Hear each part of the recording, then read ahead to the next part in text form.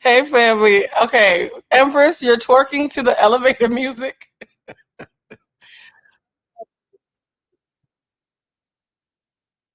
Now, hold on for a second. Why do I hear myself twice?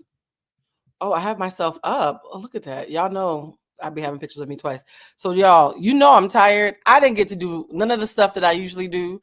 I didn't even put on my background. This is a lot. Y'all, family, this is my day off. Y'all, do y'all realize? Let's talk real quick. Let's talk real quick. Do y'all realize that you peer pressured me out of giving up my only day off? This was I have been waiting all month for Halloween because it's the one day that I was gonna have completely off. And y'all just kept tagging me and tagging me and tagging me. Because here's the thing that people might not realize. Hey, for anybody who's new here, hi, my name is Bluecentric. I'm a writer, producer, apparently a content creator now, and an emotional intelligence coach. And I like to talk about self mastery and ego death through the lens of pop culture and politics. I take things that sound frivolous and stupid and make them smart and hopefully help you be smarter in the process. And I also relaunched my candle line last month. So the last several weeks have been crazy for me. And Halloween was going to be my day. Somebody said, just got my takeout. And instead, y'all low key peer pressured me into having a live stream Halloween party. This is fascinating. This is fascinating. I low key have a headache, but because it's Halloween, I took one of my recovery edibles, 5 milligrams, legally obtained. You guys know what we always say, legally obtained in the state of California. So hopefully the edible will help with the headache because I couldn't find any like Tylenol and stuff. Did y'all see when they said that Tylenol causes autism or something? Don't let me start on an ADHD tangent. Anyways, guys, we're starting off differently than normal. Funny enough, I was rushing to get back to do this live, and guess who I saw on my way back? Danielle. Do y'all remember Danielle from when we were doing all those lives? I think it was in late July. Danielle Young was walking her cute little dog, and she looked so happy. And here's what's wild about me running into Danielle. I was just so happy to see Danielle. I rolled down the window and was like, Danielle, because I was just so surprised and happy to see her. It didn't occur to me, Blue, Danielle's walking down the street having a peaceful Friday evening with her beautiful little puppy, and a black SUV pulls up, and a redheaded bitch, a girl in a red turban, just starts screaming. In retrospect, it might have scared her. So, Danielle, I am so sorry that I pulled up on you like that. I was just happy to see you. All right, let's see who's in here. I see Flo's in here, Olivia's in here, Brianna's in here. Brianna said, "Oh, thank you, my love." Yes, y'all done took my day off. Somebody said, "I knew you would be on tonight. Thank you for taking time out of your day to chill and politic with us, y'all. We have so much to talk about, and also just be clear, I'm daydreaming about my bed right now. The way I am daydreaming about sleep right now. Y'all have no idea. Because my body was told that this would be the time that we would be getting naked and slipping into bed. So, excuse me if I sound more chill than normal. I will say this because this is a PSA that has to be said. Because you're being so sweet in here. See how nice and appreciative you guys are being? I'm going to ask this. Can you be this appreciative when I'm on threads? Because we need to have a family meeting. Those of you who follow me on threads already know where this is going. We need to have a family meeting about emotional intelligence and not being hypocrites. Because how is it that so many of you send me these beautiful messages saying, Blue, I love your work. I've learned so much about emotional intelligence. I really, really am being more mindful now because of your teachings. And how do you applaud me for not being messy and giving you tools? But then during my off time, I'm waking up to a tidal wave of you guys tagging me, trying to make me messy. How does that work? How does that work?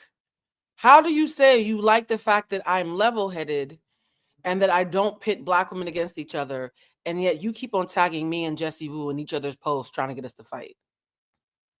How does that work, ladies and gentlemen?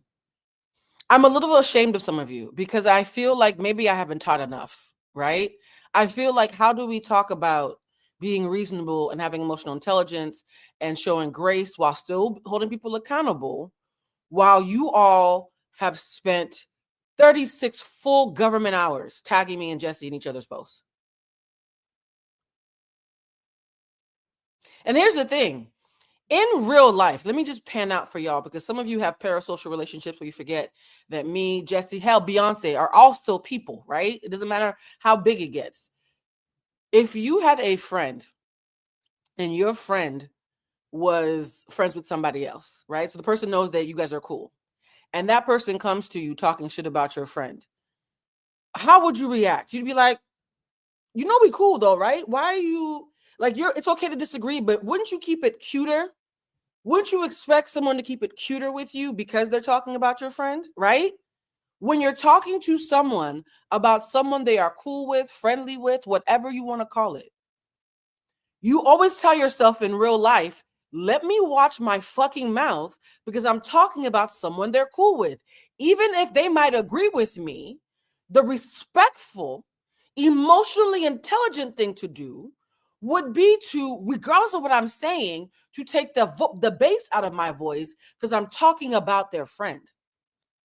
And yet when it comes to the internet, instead of doing that, you guys do the opposite. You say, because Blue and Jesse have done videos together, because Blue and Jesse are friendly, not only am I not going to take into account that I'm talking about her friend around her, I'm going to talk even crazier and say shit like, yeah, Blue, get her. Are you mad? Do y'all realize how fucked up that logic is? That because me and Jesse are cool, you expect me to be even uglier with her. What does that say about how y'all talk about y'all friends? No, seriously. What does that say that me and Jesse being cool has made you uglier when talking about her around me, not the other way around? Someone saying it's so weird. Yeah, it is so weird. Oh, is there a British accent? I'm sorry. Blame Estelle. If a slight British accent popped out, blame Estelle. I did drink some of the sorrel, because you know Estelle be making me sorrel. Sometimes it's alcoholic, sometimes it's not. I think this was virgin. I might have put some alcohol in it. Anyways, so guys, I just need you to know this. First things first. Papa freaks all the honey. Sorry, the ADHD popped back up. First thing is, the conversation that you're hoping that I'm going to have about Jessie Woo, I already had with Jessie Woo about 6 weeks ago.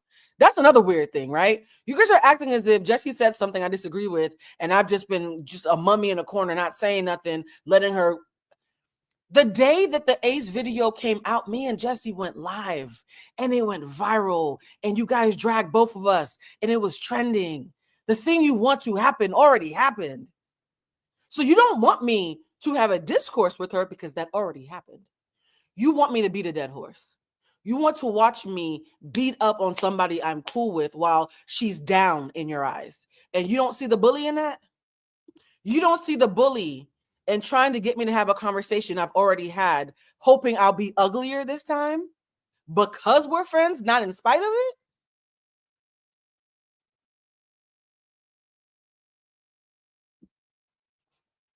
I'm a little ashamed of some of y'all. Sincerely, I'm very disappointed.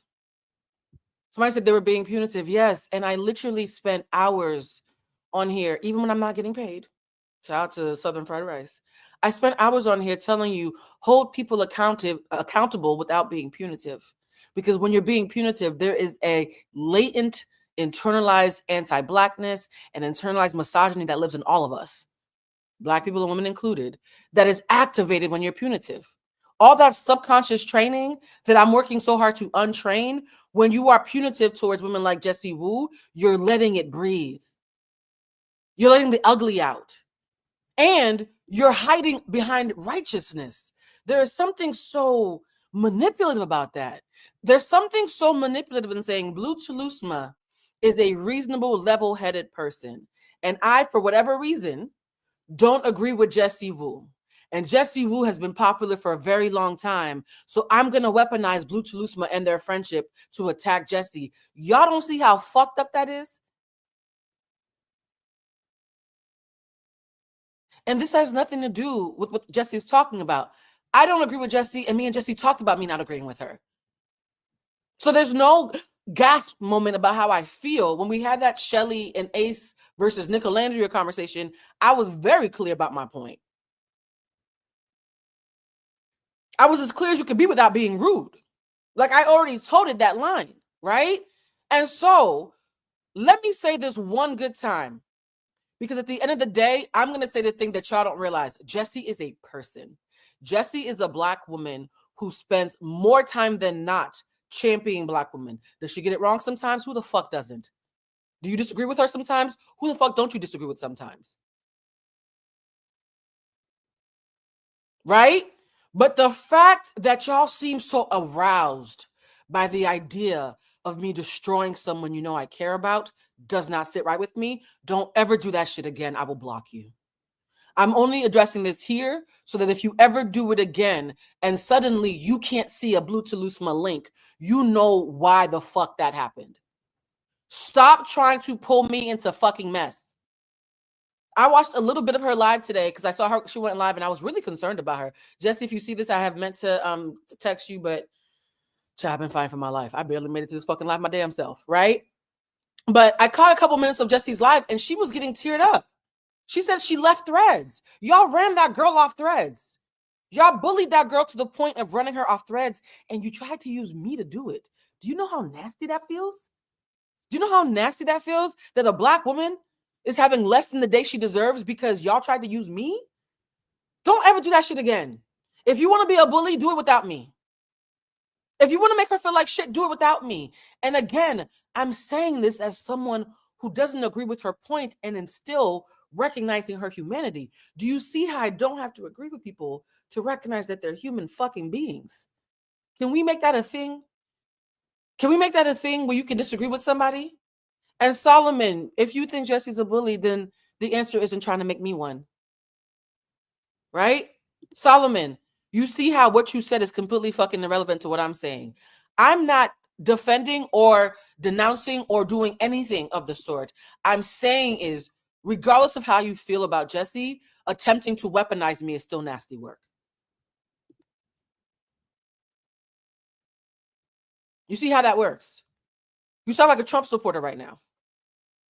I personally have not experienced Jesse as a bully, and I'm going to do the thing where I mind my fucking business and talk for myself. I also spend 6 to 12 hours a day not on the internet.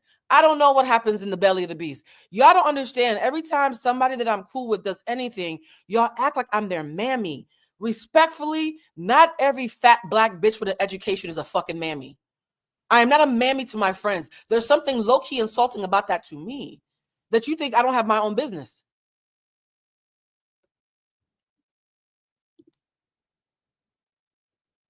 And I'm never going to use my platform to unreasonably attack someone just to feed bloodlust. Because I'm going to say this. Some of y'all thought I was going to do what y'all wanted because you thought I wanted the clicks. Let's be 100% honest right now. I'm going to be very transparent. Not social media transparent, group chat transparent. If I wanted to use my friends and my associates to be rich and famous, I would have done it a long time ago. I've had A-list opportunities to be a clout chaser and said no. That ship has sailed. Okay? All right? So now that I've called out the pink elephant in the room, and the reason why I'm doing this at the top of the live is had I not addressed it, y'all would have been attacking the comments the entire time. So one thing we're going to be talking today is about fandoms and how people harness and raise up their fandoms, how people create an atmosphere that people who support them can subscribe to. I'm doing that right now. I have friends who I care about. I have people in the industry who I fuck with heavy and respect. And I don't agree with all of them all the time. And I still know how to handle myself with decorum. And the irony of you coming to this space because it feels reasonable while making an unreasonable ask, again, let's let that never happen again. All right? I also did this speech that anybody who needs to fucking leave because you thought I was going to be a messy ass bitch, you and your disappointment can bounce right now. In fact, where's the graphic? I'm going to give y'all a second. I'm being dead serious. I'm going to pause for a second so that everybody who came here for mess can figure out what else to do with their night.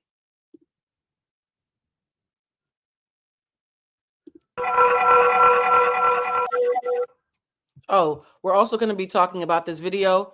This video, guys, everybody and their mother has tagged me in this old video. You can see here, when I posted this video in July, Love Island was still happening. And Amber Riley said, Blue, this was so good. I never clocked that. Make this go viral. When Amber said make it go viral, I was like, she has a point.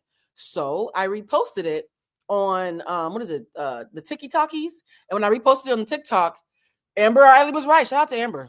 That shit got like 1.4 million views. I barely am on TikTok anymore, and that shit got millions of views. So shout out to you, friend. So we are gonna play that video, but one more time. You see that bell that I just played? That was the remove the evil eye sound. I'm gonna do it one more time, in case there's any more trolls and people who don't know how to spell emotional intelligence, let alone live through it.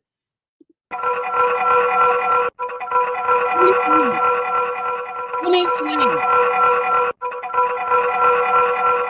Y'all good? Okay. Okay, we good? Somebody say you like the bell. That was the troll exit. Somebody said agreed. I don't agree with what Jesse said, but it was not necessary to go scream in her comments. Also, don't try to sick other black women. That's the part I don't like, guys. The irony is we're about to talk about Olandria, and I know whenever we talk about Olandria, Shelly comes up, and yet y'all don't realize, how do you say you hate how people are pitting Olandria and Shelly against each other while trying to pit me and Jesse, the people who keep going viral for talking about them, against each other? The thing that you say the hood rats are doing to Olandria and Shelly, you try to do with me and Jesse. Somebody said they like the bell too. Let me know let me know if y'all ever need me to ring the bell again. Okay? All right, we're going to start off with this video because somebody wrote me a long message and said, Blue, I know you're going live and I don't want to tell you how to do your show, but I really think you need to post the video because some people watch you but don't watch Love Island, and so they kind of need the recap. So guys, I'm about to play a video that got me dragged in July, but it's now considered public, like regular knowledge now. What do we always say? I'm not wrong, I'm just early. So let me post the video that made the hood rats lose their shit. And in the words of somebody on my Instagram about a couple of hours ago, it's aged beautifully. This video has aged beautifully. It's almost like I do this for a living and not as a hobby. All right, guys, let's watch the video I posted in July of 2025, the top of July, when Love Island was still in the thick of it, in the heat of it, where I explain why I believe that Huda Mustafa is dangerous.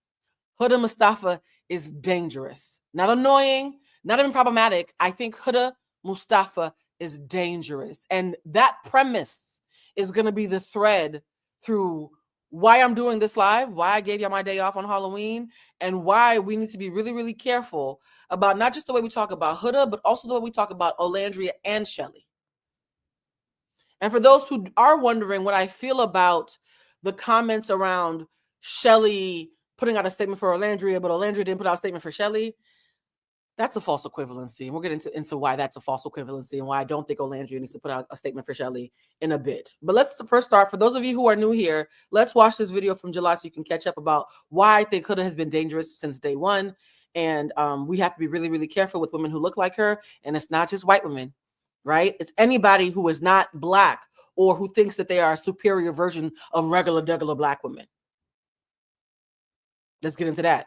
Let's get into that. There's a hierarchy. And black bitches who just look black, y'all consider us at the bottom of the food chain. All right, let's watch the video. So we need to talk about Huda. We need to talk about Huda Mustafa from season 7 of Love Island USA. But I don't think it's going to be for the reason that you think. She's a very polarizing figure. And so whether you are, what do they call her fans? The hoodlums, the hood rats. Whether you are a hoodlummer or a hood rat or somebody who thinks she's incredibly problematic, I'm going to ask you to put those allegiances aside and just watch this video with an open mind, because I'm an emotional intelligence coach. And when I make these videos using pop culture and hot topics, I'm actually trying to teach you about EQ through the lens of popular conversation. Now, Huda is someone who you guys are probably assuming I'm going to be talking about how toxic she is. And I am to some degree. But the part that I want to talk about is something that she does that a lot of her fans do, and that even those of you who don't like her do.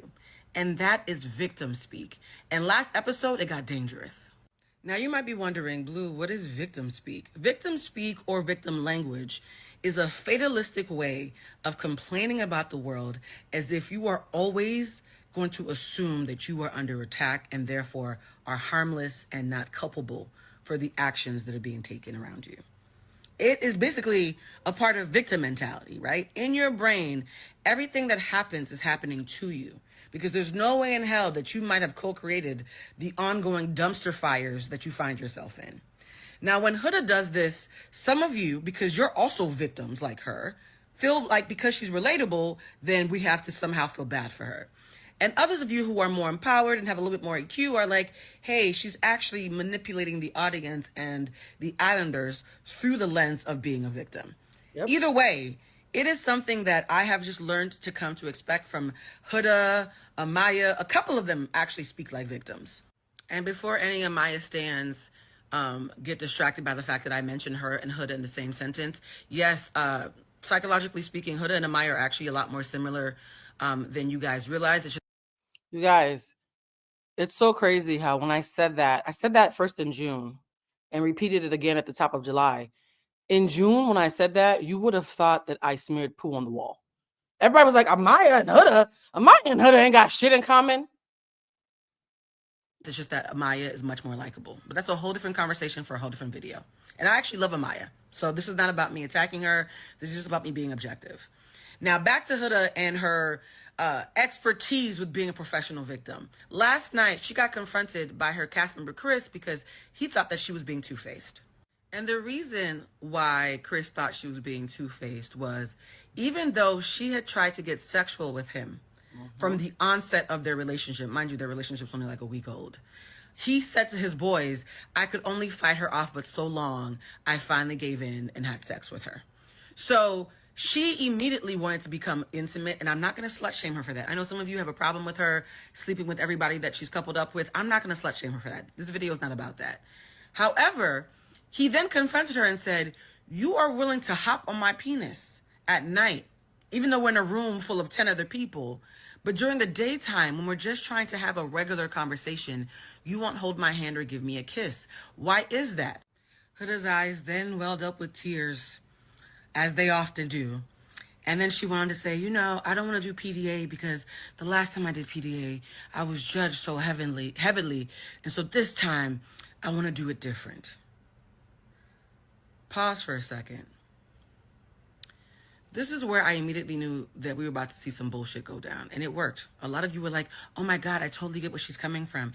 If she wants to do things differently and be less affectionate and show less PDA because they judged her so harshly, we totally get that. Did y'all miss the nuance in that? She didn't say that she changed her behavior because that's how actual growth and improvement looks. She said that she wanted it to look like she had changed her behavior. In real life, under the covers, she's still hopping on peen. So do you see how people reveal themselves? There are people in this world who want to improve, and there are people in this world who want to be less embarrassed. The fact that Huda didn't want to stop fucking on everybody, hunching on everybody. It's not like she said, hey, when I keep hunching on people and then acting like a crazy person whenever they even breathe in somebody else's direction after only knowing them for 72 hours, that shit don't go over well. Maybe I should do something different. Instead of just improving, she just wants the optics of improving while still hunching the fuck out of that poor man. I mean, one could argue that Chris got what he deserved because apparently he was a Huda apologist. And this is one thing I will say, guys. Hold on. Let me bring this down for a second. How do I make myself bigger? One thing I will say is later we're going to talk about the dynamic of Black men and non-Black, aka or exotic women, and how these men will often throw unambiguous monoracial Black women under the bus in order to defend these women. But then these women will end up throwing them under the bus because at the end of the day, they're still niggas. We're going to get into that because Lewis and his dumb antics saying, how am I racist? How am I anti-Black? I'm half Black myself. Because books, Lewis, just read, take a look. It's in a book. Sorry. So she didn't change how fast she was trying to get hunched on. She didn't change her actual behavior. She was only worried about the optics. And then when Chris, being the patient man that he is, pushed back like, well, if you want to do things differently, shouldn't we be able to show affection? Because we're already doing it in the bedroom. I'm not asking you to change your behavior. I'm just asking you to stop being sneaky about it, because we're already touching, right? And the PDA thing, like, you naturally like affection. Affection wasn't the issue. It was you crashing out that was the issue. Huda wouldn't even let that man get out the first 3 syllables. I had to fill in what he would later tell other people. She kept interrupting him in order to make sure that she got a chance to play victim. Because if he kept talking, he might actually make sense and might actually have a point that would require her to be held accountable. And we can't have that. And that's why I think Huda is dangerous, because think about all the black men who have dated Huda, who have said that they have been uncomfortable. All of them have said it. All 3 of them have said it. They've been uncomfortable with her behavior. And the only reason we believe them is because it's on camera.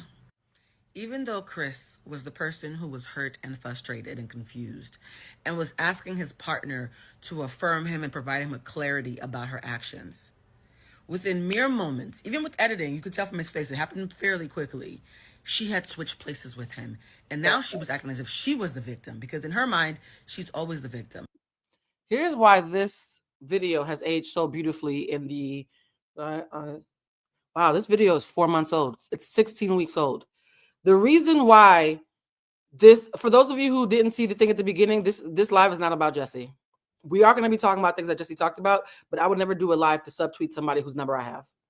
I'm not a basic bitch, so I hate to disappoint you. As I was saying about the actual topic at hand, this video was talking about how even with Huda having a camera on her, she still was able to gaslight people. Even with, so people are saying ring the bell. Oh, yes, guys. Whenever you guys come in here and try to make this space as messy as the rest of the internet, we have a bell.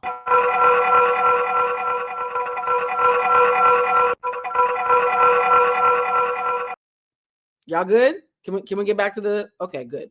That is called DARVO. For those of you who've taken my classes or watched my lives, DARVO stands for deny, attack, reverse victim, and offender. You guys, I want you to write this down. DARVO, D-A-R-V-O. I've been teaching about this on social media for years now. Deny, attack, reverse victim, and offender. What DARVO means is, have you ever been in an argument with somebody and you were deeply hurt in a way that it's obvious that you have been victimized, even if you don't see yourself as a victim? Right? Like, ooh, you did me dirty. Like, I'm not going to play victim, but that shit was objectively fucked up. And you go to talk to somebody about that objectively fucked up thing, and by the time the conversation is over, they're mad at you for being mad at them and think that you owe them an apology. That is called DARVO. First, they deny what they've done. They gaslight. Then they attack you through fear, obligation, guilt, or just flat out fucking aggression. Then they reverse victim and offender, and they switch places with you. It is called DARVO. I teach about this in my classes. Huda is a master at DARVO. She might be the best to do it in reality TV because she's been DARVOing her ass off for about 5 months now in front of the general public. And there are still people who are falling for it and or using it as a shield for their internalized anti-Blackness. So, DARVO, this video, if nothing else you get from this video, please write down DARVO. DARVO is what happens when you go to someone who's hurt you, but somehow they flip the entire conversation to make it seem as if they're the one who's under attack, even though they're the one who caused the harm. Yep. Huda ran off crying, right? And Chris kept saying, am I tripping? Am I tripping? Gaslighting, used properly, because you guys love to misuse that word. She immediately made it seem like he's the one who came at her when it was the other way around. And you guys, again, thank God there was cameras. In general, victim speak, DARVO, and gaslighting are all psychologically harmful manipulation tactics. But when you add race and gender to it, it becomes dangerous. Because what do you think would have happened if this 6'8" black man was sitting at a cafe with a little petite, cute Palestinian girl and she ran off crying? What do you think people's first assumptions would have been had there not been a camera showing that he was actually the person who was being victimized in that situation? Same thing with Jeremiah, even with JD. The reason why I think Huda is actually dangerous is her ability to, even when there are cameras, get people to turn on those who she is actively victimizing, immediately creates this really icky setting where black and brown people, women and men alike, always have to pray that there's proof and evidence that she's not the one who was attacked. Women like Huda are a perfect example of why fetishizing Black culture and Black men tends to backfire, right? Because it's not lost on me that all those men who are very sweet and very kind and very patient all called her aggressive and dominant. Yep. She sees them as mandingos, as meat, as sexual conquests, who she wants to hunch on at night, but maybe not so much claim during the daytime if it's bad for her optics. And she sees Black women as sidekicks who she can speak to in a Black scent, but God forbid we act like real sisters and hold you accountable. And now we're the big mean girls, we're the big mean scary Black ladies. So scary. The fact that she's the aggressor and yet we get called aggressive and we call people like her out, it's a tale as old as time and a song as old as American racism. And for all of you people saying, oh my God, but Huda's such a sweet girl. She's so sweet. Her third grade best friend went on TikTok and said she's a nice girl. Respectfully, that is irrelevant. Fucking irrelevant. You don't have to be malicious to be dangerous and unsafe. Her ego is obese and running rampant through that villa. And as much as I called out Sierra for being manipulative, Huda is actually a better master manipulator because she manipulated herself first.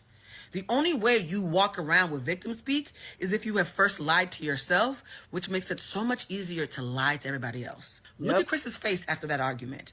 Every person who comes in contact with her walks away with that same face. So yeah, when I see people online defending Huda because they're like, well, Huda's not a bad person, she's relatable. If you relate to Huda, I don't think you realize what you're confessing to. Yikes. So everybody who was like, well, I like Huda, she's relatable, girls can relate to her. Who's girls? What kind of girls? Can they call the lady? Make an appointment. That's not a flex. It's also not an excuse, right? Because just because someone is relatable doesn't mean they're not wrong. It doesn't mean they can't be held accountable. Yep. It doesn't mean we can't demand that they be more cognizant of their impact on others. All right, this video is long enough. If you would like to actively, with a professional and in a really safe group environment online, so you can do it from any place in the world, if you would like to learn more about being emotionally intelligent, consider taking my 8-week online workshop. It's called On Thy Shift. Oh, you guys, funny enough, On Thy Shift, we have the new class in January. It's scrolling across the bottom, winter26.eventbrite.com. This is not a scam. I have a 75% return rate. People who take this class recommend it to their friends, their families, their partners. We've now become a community. And the link is fall25.eventbrite.com. And even if you don't take the class, just consider what I've said in this video and consider holding not just Huda, but yourself accountable. You are not a victim. A survivor maybe, but you don't have to be a victim. Okay? Love y'all. Bye. Now, guys, that video is 16 weeks old. You see how well that aged. Now, I'm going to say something that you guys are going to want to be seeing it as messy, but it's not. Do you know who else I think is guilty of Darvo? Shelly. Let's get into it. Let's get into it. It hurts my heart to say this, but the reason why I cannot personally stand behind the rhetoric that Huda and Olandria's fan bases are a copy and paste of Shelly, of what's happening because of what's going on with Shelly and Ace. The reason why positioning Shelly and Ace like Olandria feels like a very heavy-handed and incredibly biased false equivalency is because of actions, not concepts. We're taking these concepts and pretending that concept A and concept B are equal and therefore should work and function in the same way. Respectfully, I find that approach unintelligent, a little bit lazy and incredibly pedestrian, and here is why. Olandria and Shelly were both getting equal treatment from the public and from Huda. They were both being victimized. They were both being treated like shit. However, Ace protected Shelly while Ace actually admitted on camera to being a co-conspirator against Olandria. That's where the equivalencies splinter. Yes? Can we call a name by its fucking thing? Like, let's call a thing by its name. So, in this space where the public is treating both women poorly, Ace, and he matters so much because respectfully, if there's anybody who should be getting heat, it should be Ace, not Olandria, and maybe not even Shelly. It should be Ace. Ace decided, I like Shelly, I'm going to protect her. And Olandria is very, very conducive to helping my boy Taylor stay in the villa. I'm going to help the producers and Taylor be in cahoots against her so that she can be a storyline for Taylor to stay in. The minute that happened, you guys trying to make whatever happens to Olandria the same things was happening to Shelly, and so whatever we do for Olandria, we got to do for Shelly. You immediately lost me right the fuck there, and that is coming out of Ace's mouth. I would not have said this until Ace opened his fucking mouth and made that interview. And the argument is, well, Ace is speaking his truth. You see how earlier I came on here and said, I don't have to agree with my friends in order to show them respect. You see how I spoke my truth. I did not pussyfoot. I was not a coward. And yet no part of me disparaged somebody that I cared about. You see how it's totally fucking possible to do that. Using truth as an excuse for causing unnecessary harm lacks emotional fucking intelligence. And because I'm an emotional intelligence coach, I can't unsee that. Ace caused unnecessary harm while telling his truth. So let's all stop fucking pretending that Ace is in trouble for telling his truth. That is a lie. Ace is not in trouble for telling his truth. Ace is in trouble for weaponizing the truth and underestimating how smart the fucking audience is, me included. Stop saying Ace told his truth. It's dishonest. Nobody is mad at Ace for telling his truth. We are mad at Ace for throwing Olandria under the bus while telling his truth as a ploy to get at Nick. If we're going to tell the truth, let's fucking tell all of it. Not just the pieces that make you feel good about yourself. What do I always teach in class? I see that several of my students are in here. In class, and I'll teach it again for free. I love to give freebies, right? Because I'm an abundant bitch and we always have extras. Trick or treat, guys, okay? Instead of candy, I'm giving you knowledge. Right? Happy Halloween. When the truth is honorable, and I've said this a million times, so many of you could fucking write it in the comments. When the truth is honorable, it is meant to be a bridge to connect and clarify. Honorable truth, because there's other kinds of truth, guys. There's other kinds of truth. Honorable truth means I'm going to build a bridge of understanding. I want you to know what is going on so you have context and clarity so you can make your plans accordingly, so you can act accordingly because you know what's up. Right? What do they used to say back in the day? You ain't got a lot to fucking kick it. That is honorable truth. Do you know when the truth is not honorable? Do you know when the truth means I'm going to keep my foot on your fucking neck and I'm never going to let you play victim because you fucking started this? When it's weaponized like a sword. The truth is not honorable when it is weaponized as a sword to shank somebody for an agenda. Somebody said, so simple. Thank you. And here's the thing, guys. The fact that it's this fucking simple is why no part of me is going to let y'all play confused around me. Day one of class, I always say confusion is usually a lie. Most people are not as dumb as they're playing when it's time to be accountable. Everybody wants to be clever when it's time to be sneaky, but as soon as you get caught, now everybody's confused. I don't believe you. Nothing I'm saying is confusing. It's fucking inconvenient. Inconvenient truths have you niggas playing confused a lot. Inconvenient truths have you niggas playing confused a lot. So let's get fucking into it. Up until that Ace interview, I was Shelly and Olandria all fucking day. And we are going to get to Huda. Because what I'm about to say is going to feed into Shelly's response to what happened to Olandria and my complicated feelings around that. So, your nigga has chosen to protect you while directly doing something against the best interest of your homegirl while calling her a sister. And as long as she was a mammy, as long as she was playing her part to uphold a black man to her own detriment, she was a sister. She was family. She was a fucking sidekick. Right? As long as she was getting bullied, that was your girl. It's your girl, right? Right? Because the girl that you didn't choose, she's a mule. The minute she unintentionally gets main character treatment and her nigga isn't a nigga, you think to yourself, now hold on. Me and my bitch are fly. They are. You guys, I'm not a hater. So no part of me holding everybody accountable is going to include me lying. Everybody has something that's good about them, right? Ace is fine as fuck, can dance, is great with business, and has a beautiful personality. I was following Ace a year before Love Island. I was an Ace fan a year before the show came out.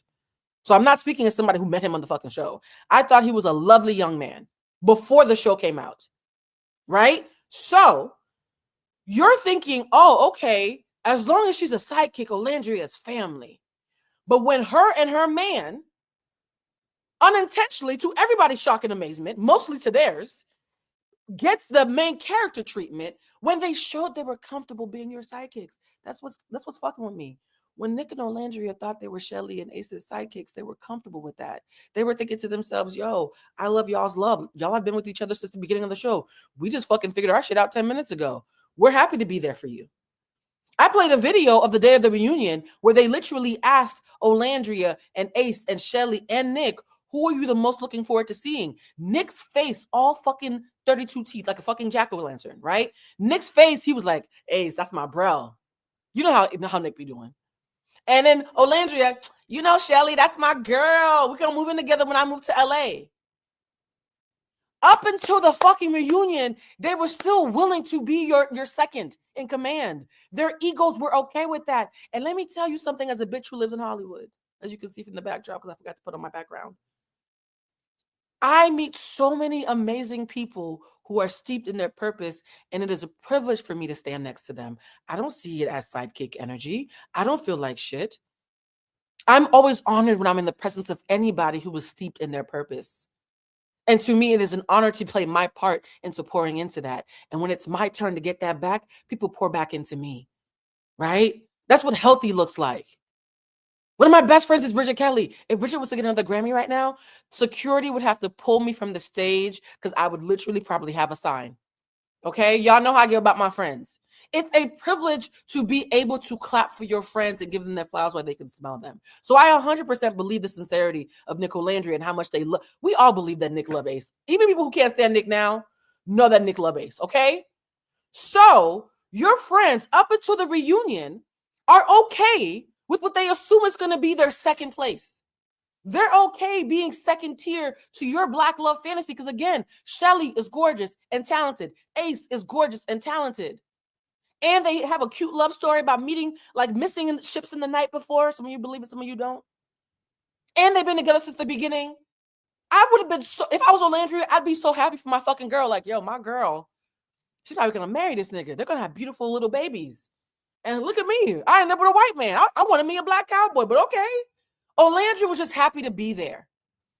And I'm going to tell you something as somebody who's naive in that way, because, you know, autism, who is constantly having to learn through watching people's dirty deeds. Like, oh, not everybody moves like me. Okay. And we're watching Olandria learn as she goes. So Olandria from July and August thought, look at them. My girl found love. I found love. Olandria is all up and throughout every fucking interview saying, when I move to LA, I want Shelly to be my roommate. Not Nick. I want Shelly to be my roommate. Do we all remember that? Not the nigga that I'm with. I want Shelly to be my roommate. Nick hasn't put a ring on my finger yet. My girl comes first. She put you above her man. Thank you for those of you who say, she did say thank you, guys. I love people in the comments who have been watching this in real time. She put you above her nigga. So the girl who says, even though I just got gifted this random fucking fairy tale that I was not expecting, and when I moved to LA, me and Shelly have been ace boon coon since day one. I want to move in with her. She put you first. Your sister put you first. This is why I'm not falling for this. Oh my God, Olandria didn't look up for Shelly. Fucking liar. That's not true. So then Ace does this interview. And my gut, my spidey sense is telling me the moment when I knew that Ace probably felt away, number one, they only had the 4 finalists on the stage. They had all of what I call junior varsity, because I'm a little disrespectful. Junior varsity was backstage watching varsity. In Ace's mind, I promise you, I don't know if my spirit guides put this on my heart. This is the speculation that I deeply believe. So I'm not going to say that as a fact. There was something that I saw or picked up on watching the reunion when they had the 4 finalists, couples, on stage while Ace is in the back with Charlie and them, right? With randos who barely made it. Where his mind was like, wait a minute, that nigga, like, how the fuck are they on stage, but I'm in the back with junior varsity? I'm the main character. I'm the one who was in cahoots with the producers. I'm the one who was supposed to be the fan fave. I'm the one who had 1 million followers and was hoping to get 1 million more. How the fuck are Nick and Olandria my sidekicks on the main stage while I'm waiting in the back with Austin? Y'all can't convince me different. And then Ace goes on the stage finally when they introduce Junior Varsity on the stage because it's everybody now. Age, and mind you, I've dated so many Leos. It's probably half me being psychic and half the fact that my daddy's a Leo, and so are half my exes and my ex-fiance. I know Leo niggas when I see them. Okay. Finally get to the main stage. And all this conversation is happening. And from what we've heard, it has been confirmed. A whole segment is done around the hate that Shelly and Olandria are getting. And Ace in his mind is probably thinking, yo, me and my girl finally had our moment. And her nigga got their moment too. That's cute. You see how everything was cool when they taped it, right? Because Ace thought whatever he and Shelly said, whatever Olandria and Nick said was so good that they were finally going to be at least be equals, right? At least be equals. And then what happened? The edit. It is Blue Toulouse's most deeply held belief that the edit is what ended this friendship group. When Ace saw the edit and realized he still didn't get his moment, because none of the shit that he was gloating about for weeks, he was gloating for weeks, guys. Wait till y'all see this reunion. Y'all have no fucking idea. They cut him from the edit. To be fair, they also cut a lot of Nick's from the edit. How do these two men respond to being cut from the edit? Nick says, oh, I'm disappointed. I'm disappointed by the edit. That's all he says. Nick's friends, including Austin. Austin is MAGA, but has been a better friend to these people than a lot of folks. So now I'm fucking porn, right? It's Austin who says, nah, Nick was like crying and defending his girl and going in, and so was Ace. And they left all that shit out. So Nick's response to the edit is to be disappointed. Austin's response to the edit is to go crazy on live. Ace's response to the edit is to do what he's been doing since the beginning. Play producer and try to wield a narrative for the public to eat up. And he and Speedy, who has sincerely been acting like an op since day one, right? Speedy has been acting like such a op with Olandria since day one. You know the niggas who give you compliments, but they're always backhanded, but you could tell that they would still smash? Speedy's been acting like that. Speedy has been acting like the kind of man who wouldn't date you in real life, but who would use you as a bed wench whenever he felt like it. So all backhanded compliment at Speedy and Ace get into the booth, thinking that they are about to release ether. What Ace didn't clock is, yes, you and Shelly are fine as fuck, talented as fuck, have great personalities. You look like 90s love in human form. You look like 90s love in human form. But in the words of Sean P. Diddy Combs, and I can't believe y'all got me quoting Sean P. Diddy Combs, but this is a quote that I saw from Making the Band that changed my life. A broken clock is right twice a day. Your emotions will have you broke. Your emotion. I'll never forget when I was watching that abusive ass show, Making the Band, and Diddy looked at them kids and said, I think it was to Audrey, your emotions will have you broke. You can talk yourself out of a check. Demands a lot of things, but not necessarily stupid, unfortunately. Ace would have still been the people's champ. We would have still loved him and had his back. He just would have been slightly left from center. That's all. He was still in the spotlight. He was just left of center more than he expected. And his little ego couldn't take that. Actually, let me take that back. His big, overgrown, obese ego couldn't take that. He should have signed up for my class. Plug. Right? Because as somebody who teaches ego death and has been teaching ego death for 20 years, I know an obese ego when I see one. I feel like the Ghostbusters. If I'm in a room of strangers, I can tell you who has an overblown ego within 15 minutes. I spend too much of my time doing this work. I'm not even sure if it's a gift or just an occupational hazard. So Ace goes into the booth thinking he's going to win the black sentiment. Because in his mind, we're basic. And what does basic tell you? Two attractive black people, including a dark-skinned black girl? We never get that. The Love Island fandom loves a pretty dark-skinned girl because we never get that. So like, yo, I'm a black man with a gorgeous dark-skinned black woman. And she's sex positive. Olandria is with a white boy. I immediately win. Fuck merit, fuck character, fuck consistency of character, fuck friendship. Just on the principle of me being an attractive nigga with another black person, I'm going to win. All I got to do is dog whistle that Nick has an STD which is nasty work, by the way. Exposing someone for an STD that they don't have. Nick came out and said they all got tested for STDs. None of them have STDs, which is why legally they can have all those kissing challenges, and that he had gotten hit in the mouth. And other contestants confirmed that that wasn't herpes. It was a bruise from a challenge. And yet you sat there on Beyonce's fucking internet, smirking with those pretty ass fucking dimples, and tried to insinuate that he had an STD. And y'all really want me to fucking act like these are not false equivalencies? When you ask why Olandria and Shelly are allowed to move differently, they're allowed to move differently because they are fucking different. I need the nuance to stop whipping y'all's asses on this. All black girls on Love Island don't look alike and act alike. Let me breathe. So Ace thinks that it's 1996 and that the audience is just going to have his back because he's black, not recognizing that the 92% is still tired from last November, and we all have heightened discernment right now. Heightened discernment. As somebody who speaks out against anti-blackness, I speak out against anti-blackness, but y'all can't use anti-blackness as a smokescreen for bullshit. Hubris is colorblind. Okay? So Ace, Shelly, Olandria all experience anti-blackness, but Ace's hubris is colorblind. So this little nigga goes on the show thinking that we dumb. And that as long as he makes the white man seem suspect, and it worked on a lot of you, so he's not all the way stupid, but as long as he makes the white man look suspect, the rest of us won't realize that he's confessing to being a dirty bird who was in cahoots with the Yops. Now, as somebody, I never told this before, but guys, why y'all laughing? Did I do something? Y'all know that when I don't know what did I do? Did I have a tism and say some shit that I didn't? What did y'all? Okay, I'm gonna just read the comments in the section because y'all are laughing, and you know, as most people who are autistic, we don't ever know when we do a funny. Y'all have to tell us. So Ace thinks we're dumb, and as somebody who, when I first started working with the Harvard School of Public Health, I first started off working with the Tina Sherry, I call it Tina Sherry Institute. It's actually called the Louis D. Brown Peace Institute that was founded by Tina Sherry and her husband, Joseph Sherry. Shout out to them.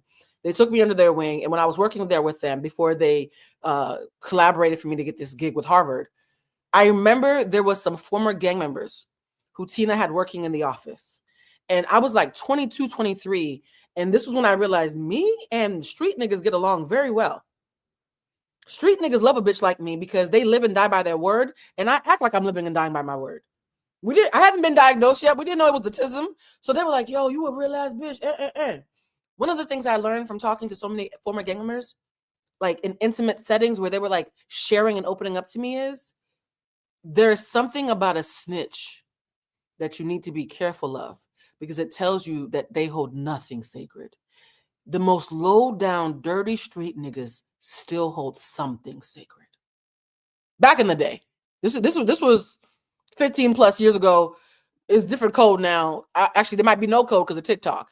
But back in the day, even the most homicidal street nigga would always hold something sacred. And what they taught me, what these gang members taught Bluetooth, my little baby Blue, working out Harvard, didn't know that she had stumbled across her life's purpose, was don't ever trust anybody who doesn't hold something sacred.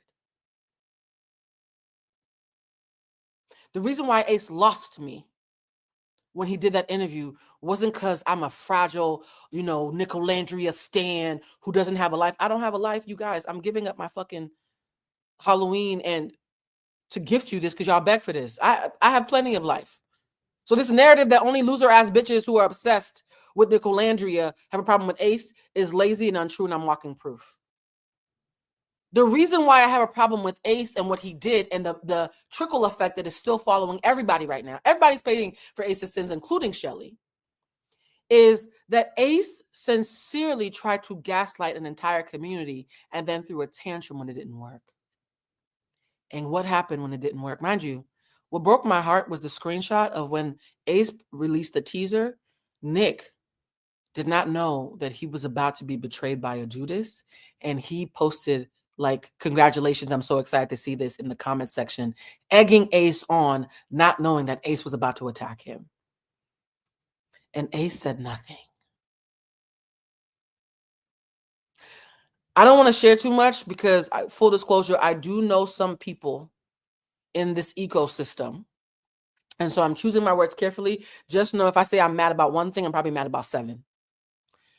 Ace had to be told by people behind the scenes to consider Olandria's feelings. He had to be told. It didn't come to him naturally. People who said, ew, that's fucked up, had to tell him to consider her.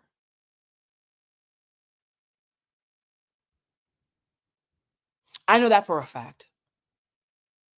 So you were so blinded by your hubris that you had to have other people tell you, hey, yo, you not thinking about how this is going to affect Olandria? If you call her relationship fake because you're mad at Nick, Olandria catches all the strays because she's the only Black woman in the equation. And you're also dating her best friend.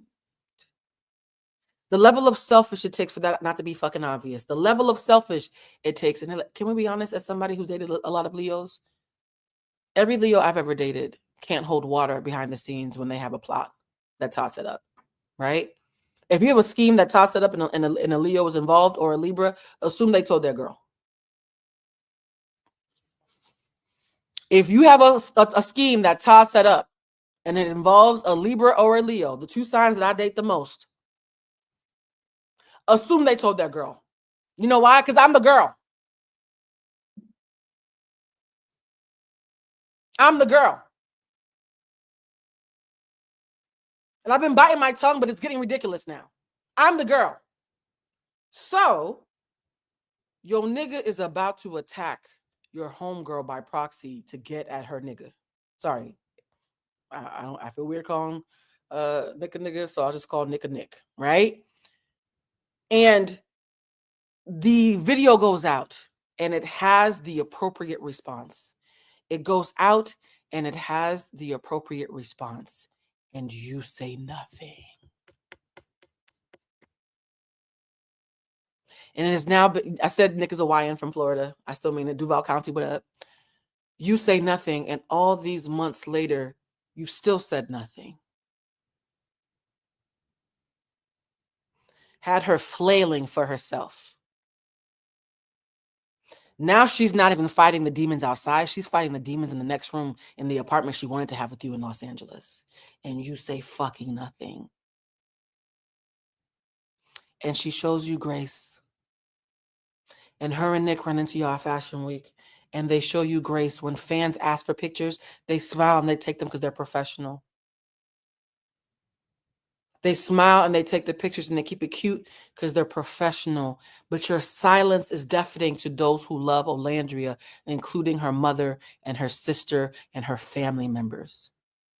And when Olandria's mother and sister and family members are sick of the deafening silence, and they finally speak out and said, Olandria might be keeping it cute, but this is fucked up. You got her fucked up.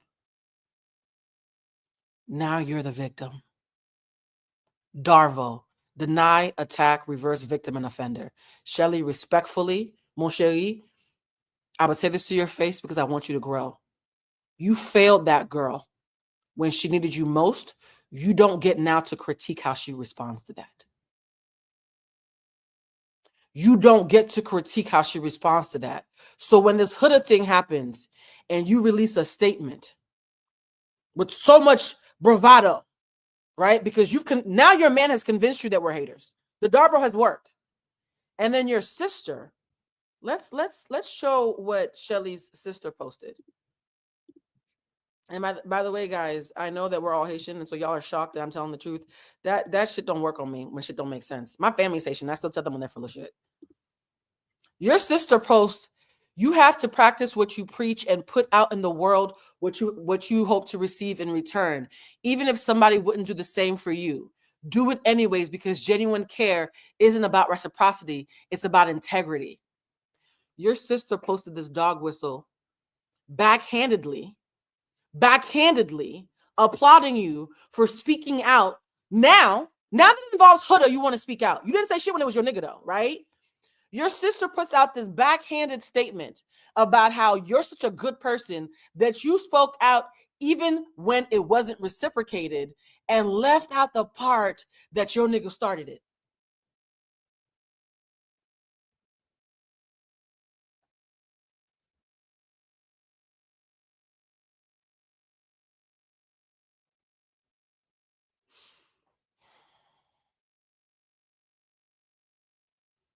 Your sister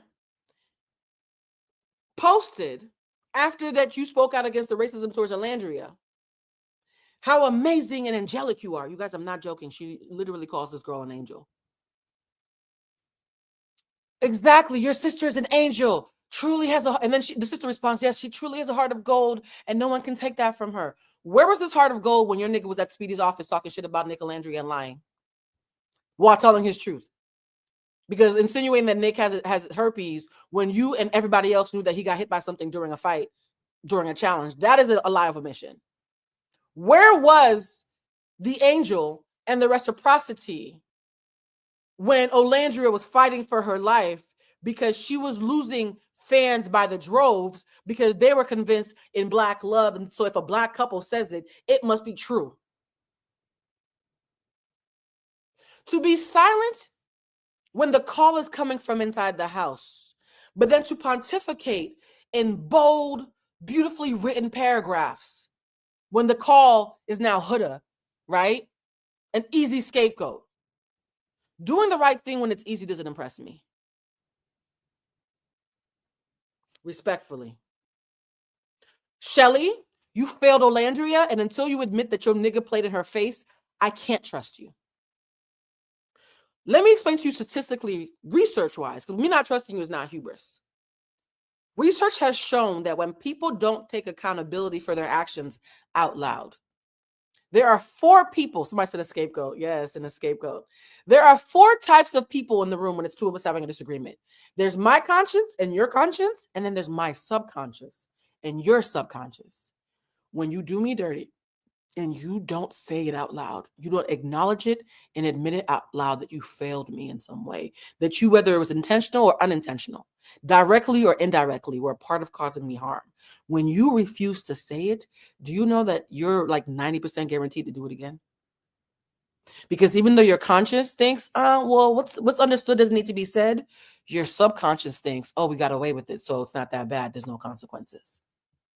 The reason why I can't trust Shelly until she acknowledges that what Ace did was harmful and unnecessarily harmful, and that he weaponized his truth to throw Olandria under the bus, is because until she acknowledges it, she's guaranteed to do it again. I have been doing this work as long as Ace has been alive. Quite literally. So I'm just sorry. I can't play along, guys. I can't be part of the, oh my God, how come, Shelly spoke out for Olandria, but Olandria didn't speak out for Shelly. Olandria was left to die by herself, and only Nick and her family had her back when Shelly left her for dead because Shelly's man was the one who caused the fucking melee. That's when it mattered. You being the 13th person to speak out against Huda about the N-word, you want to talk about bottom barrel obvious shit? You had to, duh. Can we keep it a stack as somebody who works in Hollywood? Shelly had to put out a statement. Everybody has to put out a statement or they're going to be called racist. That's not me being messy. That's just me knowing how to read. Everybody, when the N-word is said, has to put out a statement, guys. That doesn't tell me anything about your character. It just tells me that you have a PR team that's not dumb. That's not a sign of character. That's almost considered like putting a cover letter on a resume. So why is your sister acting like you are an angel in disguise? Cue Brandy. Because you put out a fucking PR statement that you had to. Because you did the bare minimum during an obvious moment that didn't inconvenience you. Y'all want me to get... In the same way y'all can't hide behind the truth. Oh, he was just sharing his truth. Y'all also can't hide behind anti-blackness. I can be against anti-blackness and still point out when niggas fuck up. I can also chew gum and walk and dance at the same time. Like, what is y'all doing? Anyways, so Darvo, guys. Darvo. If you're wondering why Shelly's nigga, who is now officially her boyfriend, unnecessarily caused harm to Olandria, and now Shelly is convinced that she's the victim, even though Olandria was the person who was victimized and betrayed first. And by the way, guys, betrayed. Huda didn't betray Olandria because you can't be betrayed by somebody you're not super tight with. Olandria and Huda were friendly. Olandria and Shelly were like sisters who were going to move in together. The betrayal happened from Ace, and by proxy, Shelly. And what Olandria's mother said about Olandria needs to watch her back, I fully fucking agree.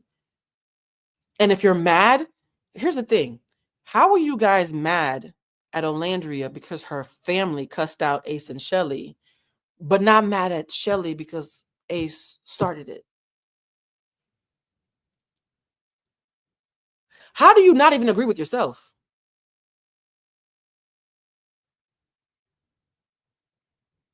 You disagree with yourself then. Because when Ace is doing fuck shit, it's not Shelly's fault. But when Olandria's family is doing fuck shit, now it is Olandria's fault. I would like to buy a vowel. All right. Exactly. Suddenly they're confused. And what did I say earlier? Confusion is usually a lie when the truth is too inconvenient to admit. I don't believe none of y'all don't understand what I'm saying. I just think y'all don't like what I'm saying. So I'm going to stop explaining it. I played along like y'all were dumb, but I don't think any of you find this complicated.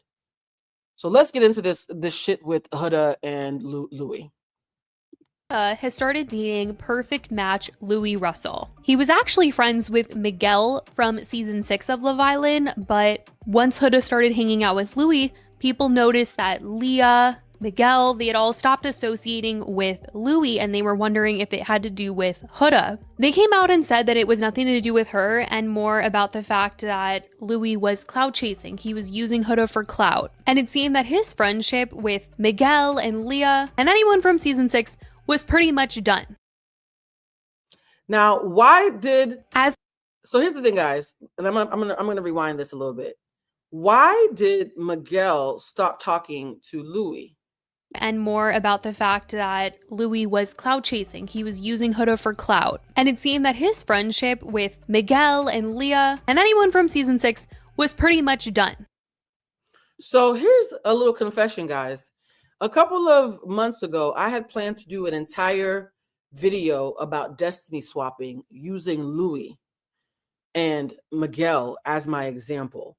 I did all this research, I had all these receipts, and then the Ace interview. Ironically, it was the Ace interview that stopped me from doing this. So the funny thing is, part of the reason why I was able to do this live so quickly, because y'all know the way my ADHD is set up, the way my autism is set up, the way my a little bit OCD is set up, the way my anxiety is set up, I can't go live without doing about 6 hours of research. I don't want to be the lazy bitch who comes on here just talking out my ass, and now I got to walk it back on fucking the tiki-talkies, right? So the only reason why I was able to squeeze this live in is because I had already done research on Louis 3 fucking months ago. It's almost like my spirit guides knew. Right? So before we continue with this shit with Louis and the N-word and Huda, let's go backwards to who is Louis? That Huda is now dating Louis Russell has been on a ton of reality TV shows. So Louis Russell was originally on Too Hot to Handle season 5. He was involved with multiple women on the show, broke a lot of rules, but then eventually complied at the end. He also went on Battle Camp, where he had a brief connection with Brie after the show. He didn't make it too far on Battle Camp. He got eliminated after episode 5. And now he's on Perfect Match season 3. And Perfect Match just dropped today, and he's currently partners with Sandy. So you guys, this was at the time where Perfect Match had just dropped, when Huda was lying and saying, oh, I can't talk about my relationship because of Netflix. And Netflix said, girl, how we get in it? This is when this video was put together. From The Ultimatum. But I guess we know that he's not going to end up with anyone on Perfect Match because he's now holding hands with Huda. Because, bro, in this. Now, here's the thing that I want to show you guys. I don't want to demonize anybody. I just want to show the humanity in all of us and the fallibility of all of us, right? Fallibility means that you can make mistakes, because some of y'all like to walk around as if you're perfect and everything you do, you're a victim. Victim speak doesn't work over here, which is why professional victims can't fucking stand me. Louis, when he first started in this reality, first of all, Louis is very attractive. I'm not a hater. This man is not ugly. Okay. Up until this, I hate this because up until this summer, Louis was my favorite Netflix guy. I thought he was so attractive and so cheeky and so fun. And up until Love Island, I really loved Ace. So it sucks how the more anyways, back when Louis was first in the reality show game, yes, guys, you know how my receipts work. It's a sickness. Louis did a video talking about how it annoys the fuck out of him that women are constantly hitting him up from different reality show franchises, trying to get him to pretend that they're dating in order to make money on social media. And he was just like, yo, all these bitches keep trying to get me to pretend to be their fake boyfriend for money. Watch what Louis said before now. Industry, you would be so surprised how many people do things for clout. So many people. I've had chicks ask me to date them for clout. Do you know how many? Bro, I've had girls ask me, like, who are on Too Hot, who are on Love Island, who are on different seasons, to be like, yo, can you make this TikTok with me? And like, we could fully hit a lick. Yeah. I'm like, we could. I ain't fake though. No, I'm good. But I can't do it. Okay, so guys, the way people talk when their money is up often reveals how they felt when their money was down. And so this is Louis when I think he still thinks that his new show is going to be successful before it ended up being a flop. So this is him being cocky and honest. I'm not getting involved in nothing when I don't even have feelings for you. This is what he said when he was broke now. You guys, that was Louis when he had money. This is Louis broke now. We got to go get ourselves. It gave me a purpose. It made me go, okay, I came off the show thinking I'm just going to get it. It's just going to come. Because I came off my show thinking I'm just going to get it. The money is just going to come. People, it does just come. Like the Love Island, we know. Yeah. They're getting, whatever. Yeah. Brand deals in their lap. But I've got nothing from it. We've had to. The man literally was on a podcast with a mic complaining about being broke because he thought his show was going to get him clout, and it didn't. He would later say in a different live that I didn't want to put in because the video is long enough, that, damn, I didn't realize that Love Island was making so much more money than us. I think he even mentions it here. Go get ourselves. Yeah. It's not Love Island, bruv. The Love Island guys, which it annoys me when I hear them say, like, oh, I'm not getting, like, for example, like the Liv and Kayla thing, like the way they talk and stuff. I'm like, bro, you don't even know the struggle. Liv and Kayla were two girls from the Love Island spinoff. So not only are you pressed about Love Island, you're even watching the spinoffs that nobody watched. Y'all, I couldn't get past the first episode. Nobody watched that spinoff, but Louis broke ass did. Got like $50K for brand deals and all that. Bro, like we didn't get shit. We didn't get shit like that. We didn't get shit. We didn't get none of it. Do you hear that sound? The hyena cackle of broke men with the mic? None of it. We didn't get none of it. These bitches got 50K. We didn't get none of it.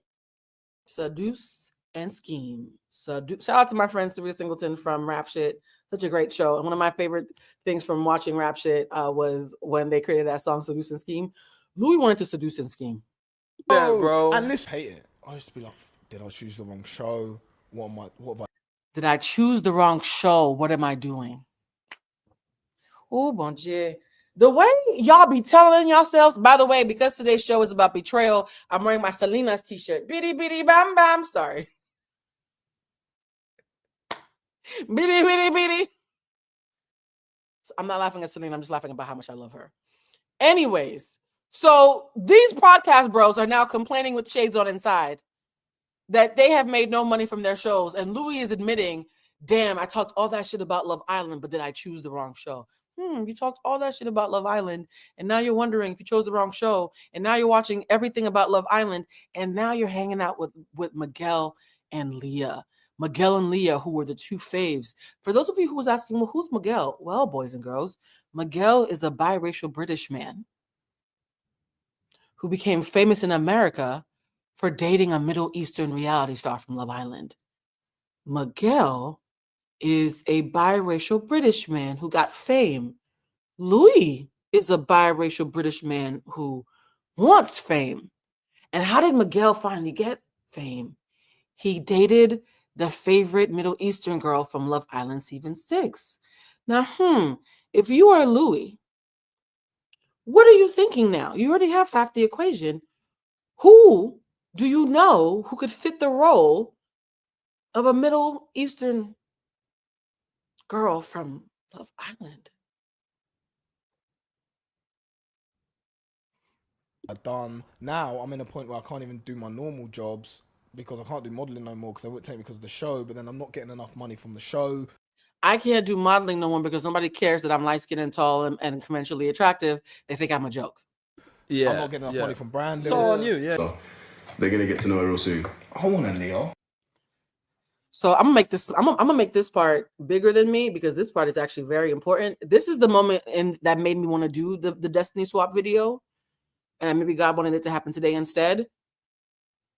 I'm the kind of person who is the Miguel in the situation where I will get something abundant and be very excited and want my friends to be involved. And I'll give them the floor plan. I'll tell them how to do it. I'll be like, yo, this is all you need. I got you. Let me know. Because in my mind, so many people who I don't know have had my back. So many strangers have poured into me and helped me get blessings. To me, I'm not even being a nice person. I'm just paying the piper. It's the price of admission, right? If you're going to pour from the gourd, you got to pour back in. So because I believe in this consciousness that we all pour into, if I'm heavily blessed, I have to pass it on and bless somebody else, right? So it's karmic to me. So the idea of hanging out with somebody that you know wants to in some way have what you have, and you're open to giving them feedback because you're rooting for them. You believe in abundance. And the person says to you, well, shit, I want a Leah. You got a Leah. I want a Leah. And you say, Louis, you know you want some bullshit. You could have had a Leah, but you moved dirty. That's the clip we're about to watch between Miguel. Yo, I did a lot of research. I just realized that, yeah. Shout out to the Tism, y'all. Watch Money this. from the show. Yeah, I'm not getting enough money from Brandon. It's all on you, yeah. So they're gonna get to know her real soon. I want a Leo. So they're gonna get to know her real soon. I want a a Leah. I slowed that down on purpose. He literally looked at Miguel on camera and admitted, I want a Leah. So let nobody fuck with me and say that I'm making this up. That's not how my brain works. I love y'all who are saying, Blue, I'm walking with you. Are you seeing what the receipts told me? I just work here. I don't walk around with predetermined hypothesis. I let the truth just tell me what happened. And if the truth is in a place I didn't expect, I honor that. This is not where I expected to land, but this is where we are. The nigga looked him right in his face in that little boy voice and said, I want a Leah. And by George, she got him one. You know what? You could have had one on your show. You play around too much. Am I? You could have had a Leah on your show, but you play around too much. Translation, I actually love my girlfriend and we're in a relationship even outside of social media. You're a clout chaser. That's why you don't have a Leah. It wasn't like you weren't offered 12 Leahs. Mind you, that's a good friend. I love when men can talk to each other like this. That's one thing about Miguel that made me really like him because I was on the fence. I thought he was another Louis. Miguel's like, no, I actually just love my girl. Like, I don't know what to tell you, bro. I have a lot of appreciation for them. By the way, when he said, I want a Leah, let's put some respect on Leah's fucking name and show who Leah actually is. Let's show who Leah actually, the real Leah, not the Huda Mustafa Timu version of Leah. The real Leah. This is who the real Leah is. And this is how the real Leah talks about her black co-host because the producers are also as lazy as Louis, because they recognize that Serena and Janae and all of them had a great vibe with Leah. They intentionally casted Olandria and Shelly to be the trio with Huda, just like Leah and her friends, right? So when Leah, the original Huda, is talking about her original Ace Boom Coons, her original homegirls, her original black women who have her back, this is how Leah talks about them, different from how Huda talks about them. Because I also want to say that, it's just really hard for black women on television also. It's like they tried to make it about Leah and Leah was like, nah, hold on for a second. Motherfucker, I'm not black, so it's going to always be. Because they're always saying, well, Leah, you didn't win, but you were the biggest star. She's like, yeah, I'm also not a black woman.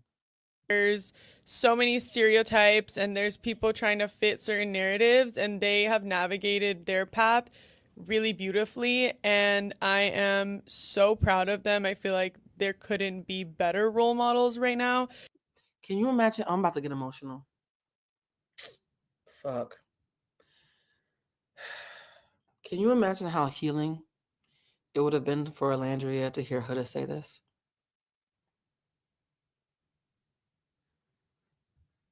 No, seriously. As someone who knows what it's like to be unfairly attacked and all you want is for somebody to recognize your humanity, can you imagine how different everything would be right now if Huda had simply done this?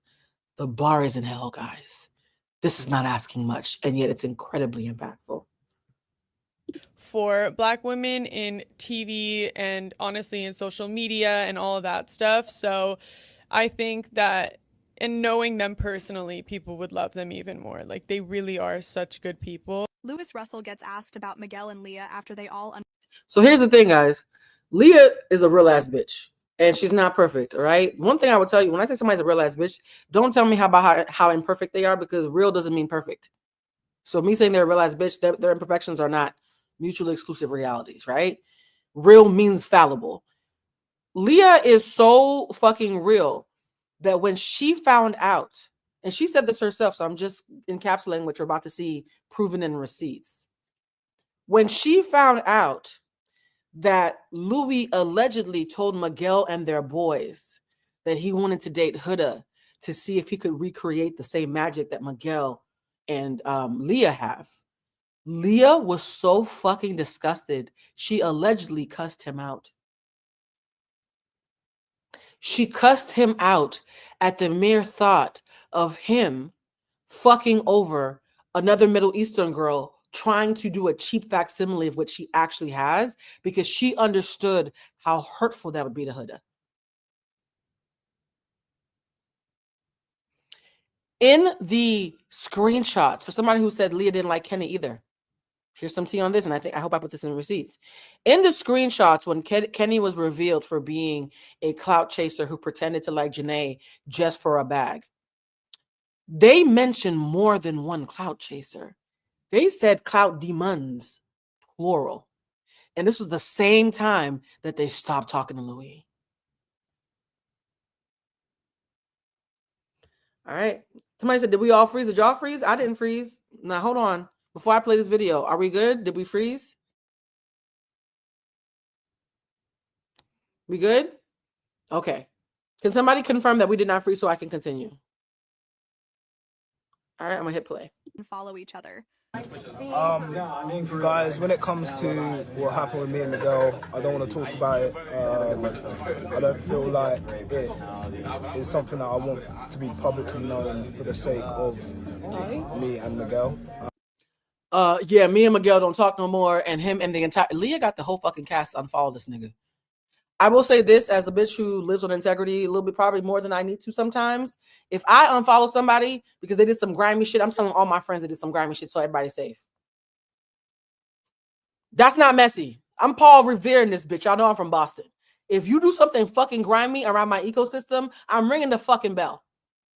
So this is what Louis said when they were like, why did the entire season 6 cast unfollow you the second you started dating Huda?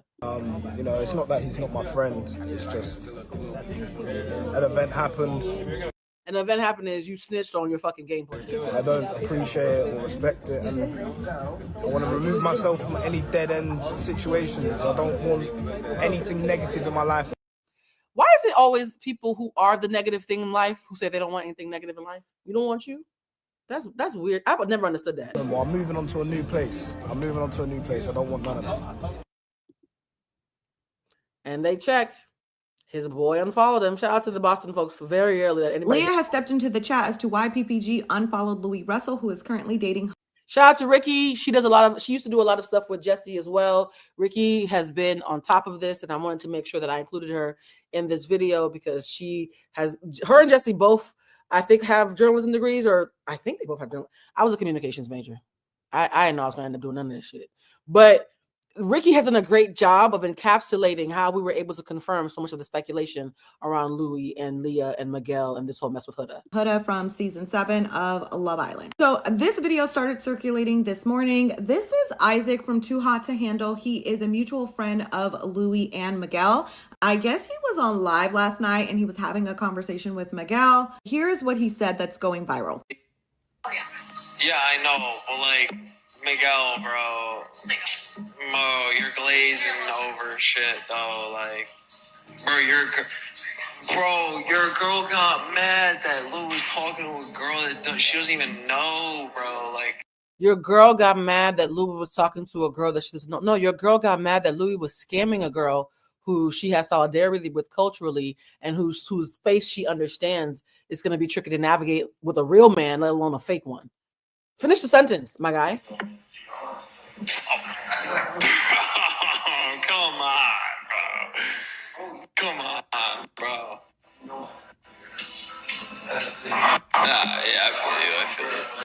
responded under that video with this: I don't know Huda, there is no beef. I wish her well. I'm always happy to see a fellow Middle Eastern shine. I pray she protects her energy from all kinds of people. Like, obviously she's insinuating that Louis ain't shit. There's many reasons why we all unfollowed Louis. Huda isn't one of them and never was. They can try and spin it that way, but they know that's not the truth because I've said directly to his face why. She goes on to say, this live had 60 views. If you think any of this is for anything but clout, LOL.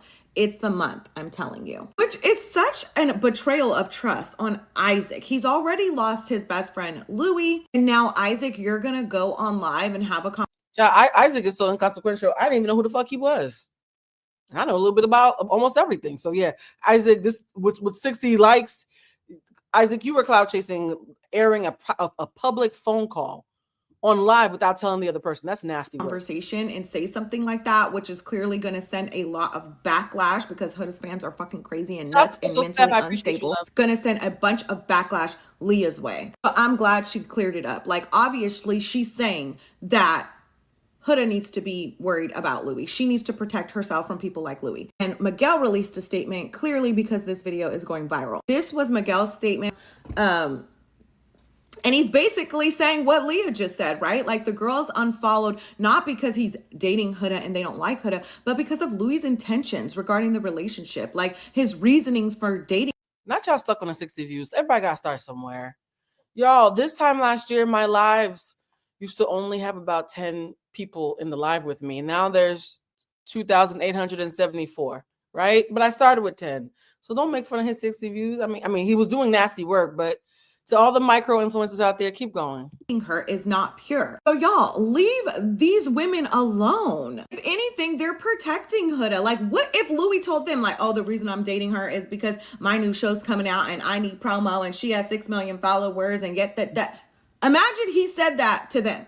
We don't know. We don't know what conversations they had. They're like real life friends. So clearly they know something we don't, and they didn't fuck with the reasonings of. Here's the thing about character. I always say that a consistency of character is the best response. That's why when people who have a bigger platform than me lie on me, I don't ever worry. I'm so fucking consistent. It's not going to take long for them to get the side eye. Leah is very consistent. Nobody who's experienced Leah for the last year is confused about what Louis had to have done for her to have this reaction. Nobody who's familiar with Leah is confused about what it would take for her to have this reaction. Shout out to Canada. By the way, shout out to Canada and Ireland and the UK. Like, the international folks are really in here. I didn't even know y'all cared about Love Island. Dating her. Leah directly told Huda about Louis' intentions. Oh yeah, for everybody who's saying, well, if Leah is so righteous, I feel like I've gotten to the point where I can anticipate you guys talking shit in the comments. If Leah is so self-righteous, why she told everybody but Huda? Leah told Huda directly, and Huda still stayed with Louis, which makes me feel that Huda might be part of the scheme as well. One of Huda's fans said, instead of doing all that, you could have just told her directly if you cared that much. And Leah said that she did. Yep. Remember, Leah commented on a post about influencers who use Islanders, and this was before the show ended. Let's see what this, mind you, this happened around the time of all this chaos. I'm going to make myself small so y'all can read along with me. Leah commented on a post about influencers who use Islanders, and this was before the show ended. So Louis was already telling Miguel his plans. Yikes. And the person who mentioned that Leah is a Leo stellium. Yes, Leah is very Leo. I'm a Mars in Leo, which means when I get mad, I turn into a Leo. Nobody's surprised. So yeah, the Leo in Leah is loud as fuck.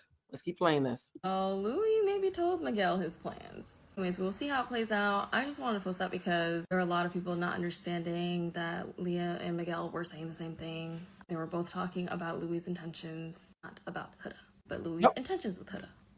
Girl, turn around right now. So Louis, sorry, I'm eating an organic, no sugar added beef steak. How you doing? Because I need more protein. I just realized that I've been running around all day and forgot to eat. But Louis never beating the allegations about being a cloud demon, because this man literally came out with a song about dating pretty girls who are famous on social media. Tell your friend she pretty. You cannot trick me. You cannot trick me. TikTok know she pretty. IG know she pretty. Gone viral cause she pretty. They follow cause she pretty. Because what is your type? Y'all, that ain't nothing but cloud. Are we all clear? I don't mean to be twerking while eating my beef stick, but are we all clear about who Louis is? It's not a Slim Jim girl, okay? It's an expensive ass organic. It's an organic, expensive, bougie ass Slim Jim, yes, but it's healthy. All right, let's keep on watching. On TikTok, and like I've seen comments. Like 1 minute it's like people with tattoos. Do like that. And next minute it's curly hair. Love that too. And next minute it's something else. The only thing, Louis is sorry. I keep on wanting to call him Louis because my best friend from childhood is spelled like him. Louis' type is clout. How many followers you got, and how fat is your ass? And how close are you to being racially ambiguous and or white? Louis tried to convince us that he liked a black girl one time, and that shit lasted 25 minutes. I know. Yeah. So is it just, are you like just down for a bit of whatever? Honestly, yeah. You have I literally appreciate women. Okay. Like, genuinely. Like, I just love women. I just wouldn't even waste time with someone else because also So now we're going to talk about, and this is, I think, probably the end of the video. We're going to talk about how it got to a point where Ricky did some digging. Again, shout out to Ricky. And damn near feels like she confirmed that this is definitely a clout demon situation. you trust him, right? Like what's... No, you can't. Louis No. is about facing. Like, people are pointing out the fact that Leah, when she reposted that, when we were all so focused on Kenny, but the text said, I guess it's the year of the clout demons or whatever, and you can't see who she's talking to. You could just say a text away. Obviously, she's talking about plural, more than one person, and you just followed Louis last week, so clear there might be a connection there because I mean, Louis, you've been on 3 reality TV shows and you just happen to attach yourself to the biggest reality star that's out there right now, and you just had a brand new baby. So what is really going on? Like, and you just had a baby.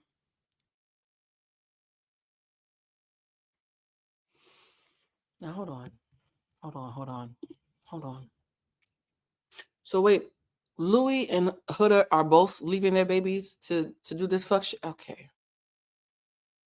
So we're going to talk about parenting. Gonna stay in my lane. Louis has a newborn.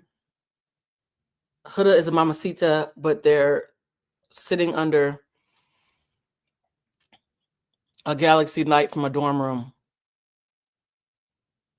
giggling at the N-word with children, rather than being with their children. Okay, I'm just gonna hit play. The whole cast unfollowed, like the whole Love Island season 6 cast unfollowed Louis right after he was spotted with Huda.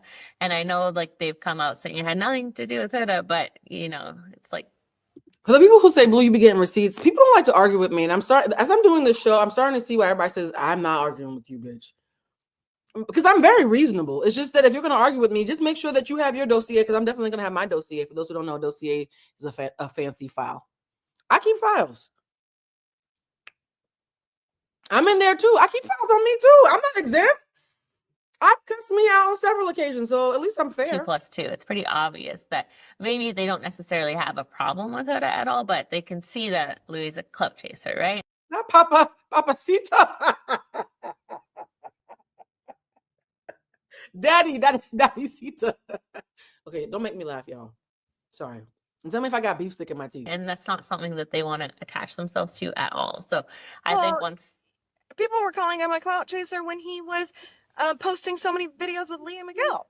You know, because Leah was like this huge star, and she's attached to Miguel, and Louis was like cool and attached by proximity. Hot take on Huda's happiness from somebody who's worked in reality television. I personally think that. You guys, so this is a Huda fan. I know y'all hate when I do this, but I try to be fair.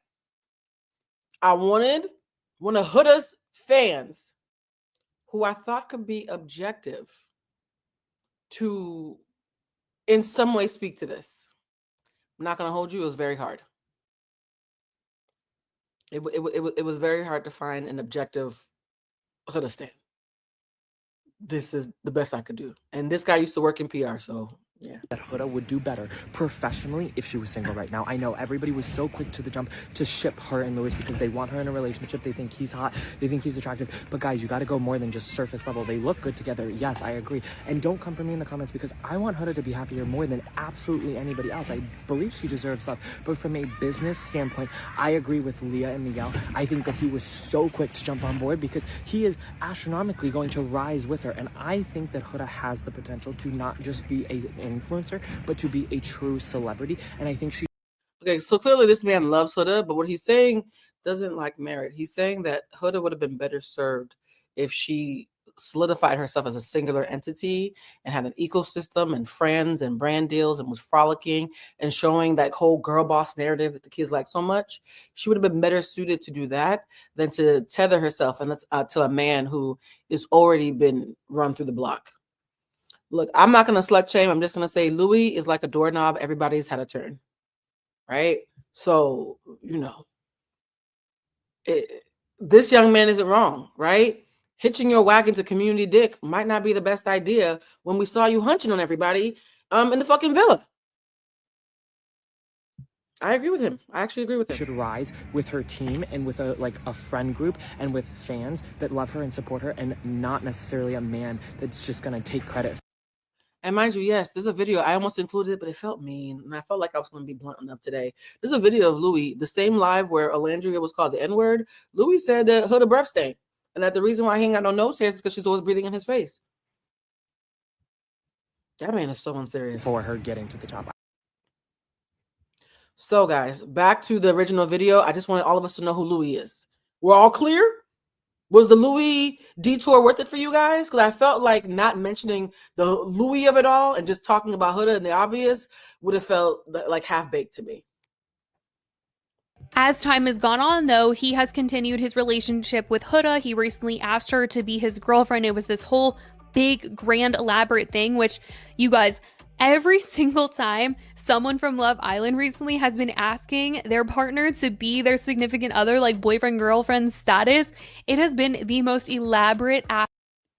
You guys, can I ask you a question? Y'all don't think it's funny that the only couple that made it official and kept it private between themselves is Nick Olandria? I'm not shaming. I'm just asking a question. What's that game from Sesame Street? One of these things is not like the other. One of these things. The A-list darlings of Love Island, who are now the prom king and queen of New York Fashion Week, gently hinted in a fans-only, like a members-only chat, where they said, Nick, if you and Olandria are officially a couple, blink 3 times, and Nick went and went back to talking. That was Nick's announcement. He acted like he had a booger in his eye. And he went back to talking. That's how we found out that Nick and Olandria were official. But they're the ones who were being dragged for being a PR relationship.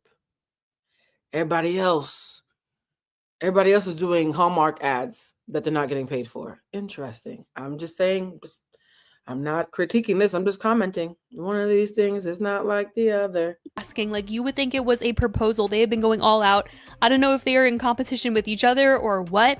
Huda was one of the first ones that I saw where Louis did this whole big thing for her, and then Ace asked Shelly to be his girlfriend, and it was this whole big proposal looking thing. And then recently Taylor asked Clark to be his girlfriend, and truly I actually thought this was a proposal because I thought that they were already boyfriend girlfriend.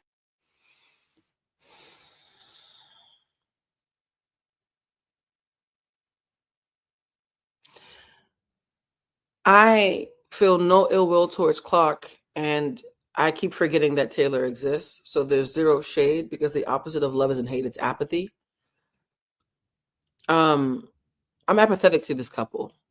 And what is this?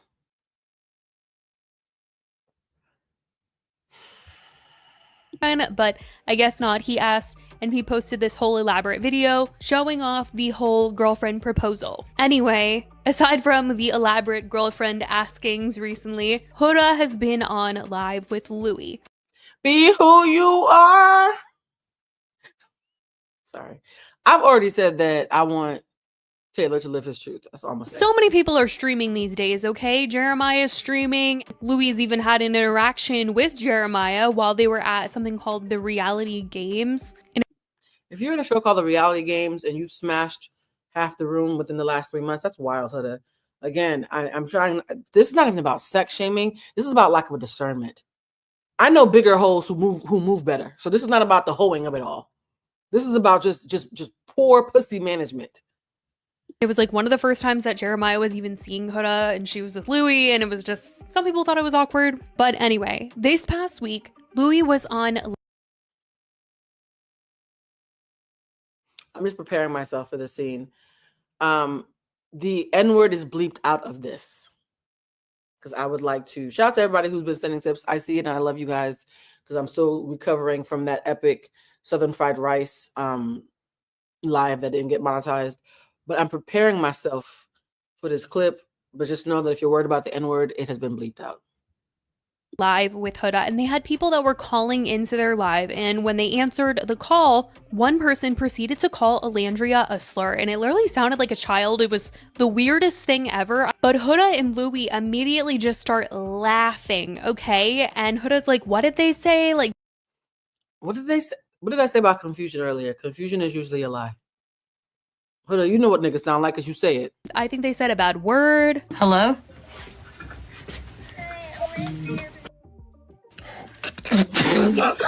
Whoa, hey. Yo, I turned that shit off. Guys, first of all, somebody made a joke that maybe that was one of their kids trying to finally get their attention. Y'all are fucked up. But here's how I feel about this laughter. Anybody tell me if I'm alone here? This might be the one time in this live that I lose y'all. You know when you've been talking shit about somebody with your friend and y'all have talked shit to the point where you have a shorthand and it's like an inside joke, or you just look at each other and you're both thinking about the same shit talk you were just doing a couple of days or weeks ago. And then you and your shit talking friend go outside and you are around said people that you were talking shit about, and one of them does something that reminds you of your last shit talking session. And the minute you look at each other, you're both having the same thought and you immediately burst into laughter. That's what I think this was. I don't think they were doing the honorable thing of, oh no, I was just having, a freezer fawn. Because I say honorable because it's normal to do freeze and fawn, right? And there's also fight and flight. Fight, freeze and fawn. We all know that those are trauma responses to being shocked. The minute I saw this, because I'm usually the person who's like, oh, people laugh when they're nervous. I was like, this is not nervous laughter. This is recognition. That laughter was not nervous laughter. It was recognition. And somebody just clocked it that said it was the pause. When you've been talking shit about somebody and somebody else unintentionally reminds you of your shit talking session with the person that you were talking shit to, you pause like, did you hear that shit? And then you cackle. That was not awkwardness. That was recognition. I'm okay being alone on this one. I know what the fuck I'm looking at. I've lived too much life and talked too much shit not to know a shit talking pause before a cackle, because you motherfucker ended up saying the thing we had just said last week. And stop acting like niggas don't let their white girlfriends or their non-black girlfriends say the N-word as part of their kink. We're going to get into that too. If y'all going to steal my day off, it better be fucking worth it. All right, let's keep watching. Hey. Yo, what the fuck? What did they say? They said about... Huda took to her Instagram story and said, y'all, first of all, clickbait using a sensitive topic is actually insane. Me and Louis did not hear what was said in that no caller ID call on live, only the racial slur, which we hung up immediately, and I don't condone anything of the sort. Whoever called purposely continuously called while we were live.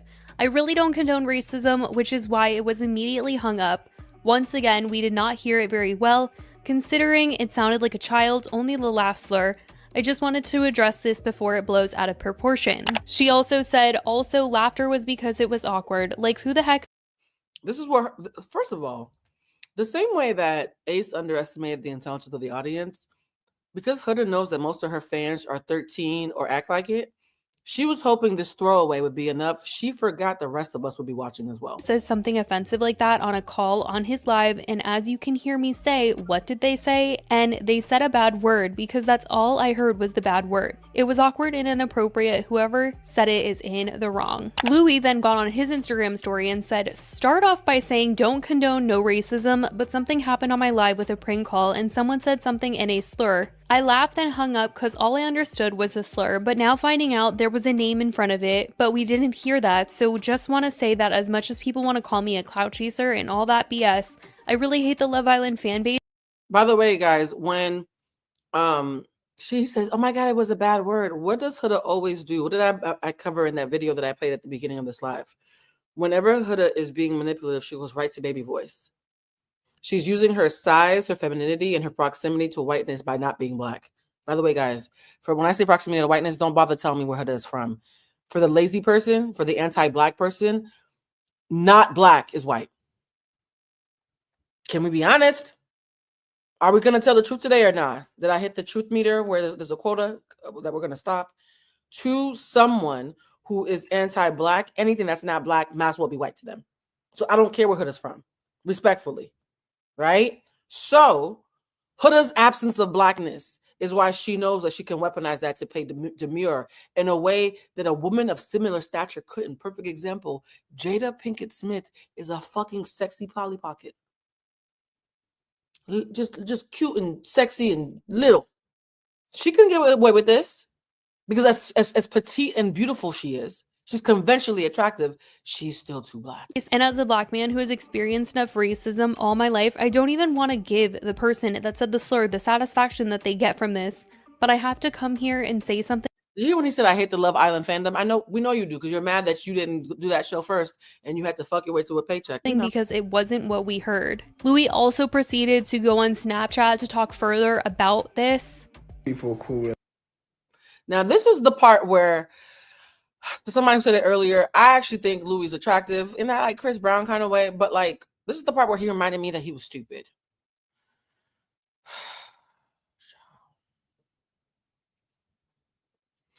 Yo, I'm not gonna hold you. Louis a little bit dumb, so I'm not sure.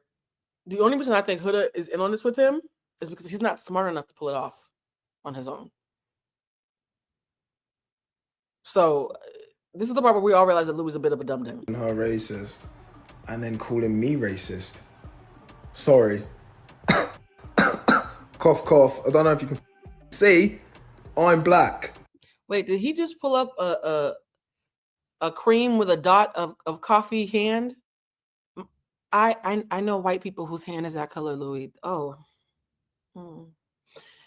Not only do I know white people whose hand is that color, you're still under a red light, T-Boz. You can't have a moment of, look, I'm Black, when you're actually fuchsia, dummy. Oh, my God. Y'all are lucky I'm not a stunt queen, because I would have put on the looks, honey. Okay? If I was a stunt queen, I would stunt. But to do the dramatic hand thing, when your hand looks like the inside of most Black people's palms, and you're in a pink room, he ruined the moment. If I had a scheme, I'd be so annoyed that he was doing his lines wrong. Yeah? You know, not the darkest, but I've definitely been kicked in the face with it, right? And she's with me. So, make it make sense. Well, speaking of T-Boz, you guys know Mel. Mel's mom is related to T-Boz. And for those who were asking, Mel will be doing a live. It just won't be today because y'all hijacked it. But Mel will be doing a live sometime soon, I promise. Bro. So Louis said, make it make sense. He said, I'm Black, so how are we racist? Make it make sense, bro. Let me play it back in case you guys missed it. And then calling me racist. Sorry.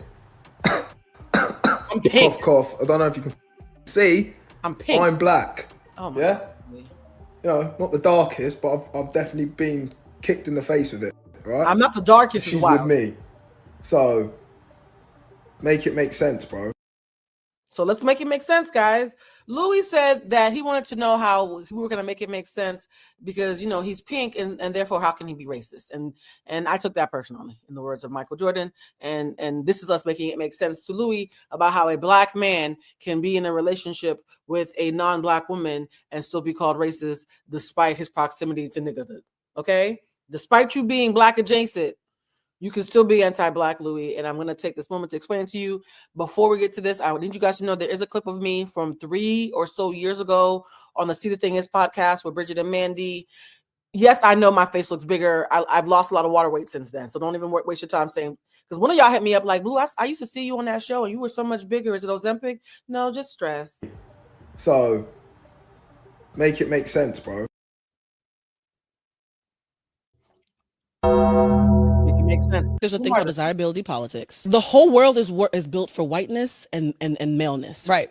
Second place is where the arguments come in, because if you're doing it based on gender, then black men are still men, so they can be second place. But if you're doing it based on race, suddenly white women get second place because they each have half of the winning equation, which is being male and being white. I make this statement often, guys, and this video is like 3 or 4 years old. I'm consistent. Black men and white women take turns being second place to white men. Guess who is nothing on that list? Black women at the very, very bottom. You guys, what laugh is this? What laugh is this, guys? Is this the laugh of awkwardness or the laugh of friends having an inside joke that they didn't realize that we could read?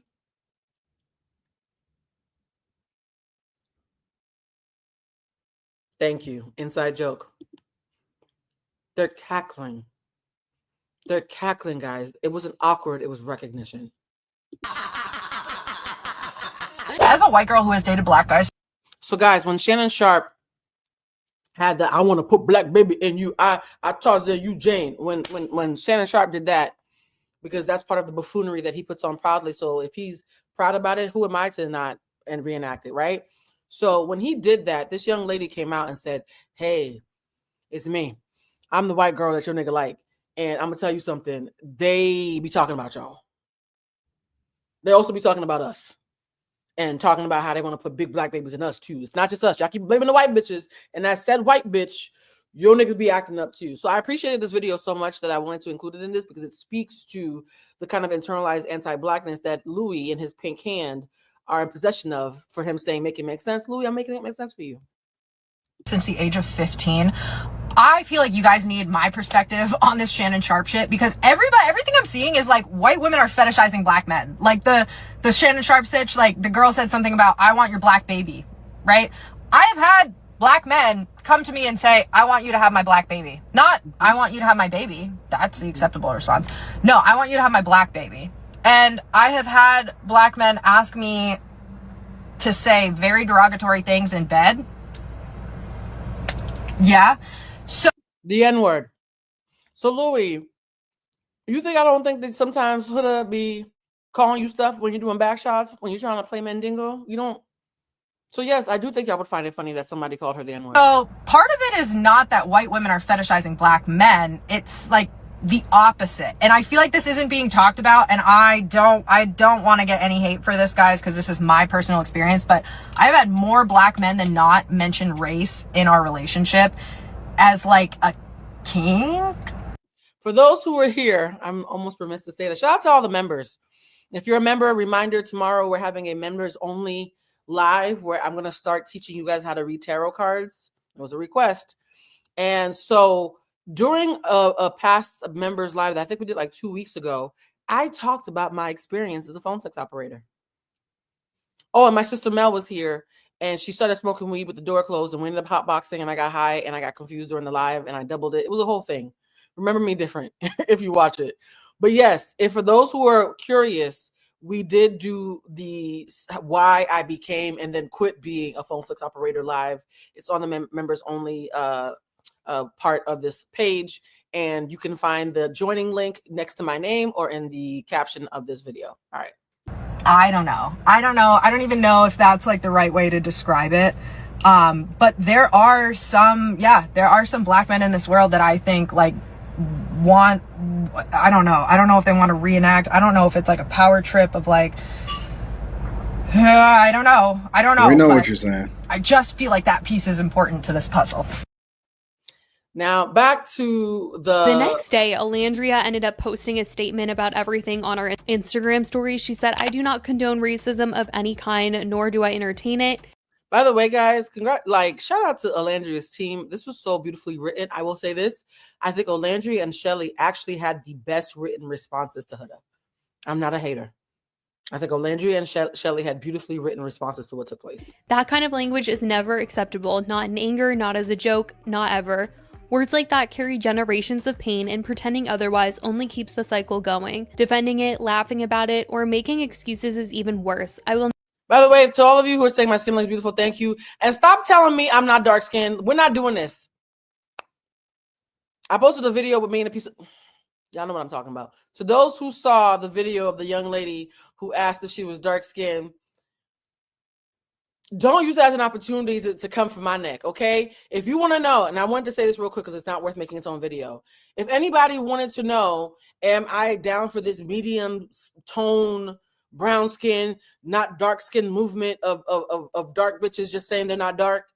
If you want to know what kind of skin I am, dark skin or brown skin, I'm Wesley Snipes. If you want to know what color Blue Telusma identifies as, I'm Wesley Snipes black. I'm Michael Blackstone in a movie theater black. Bottom of the foot, running across hot coals black.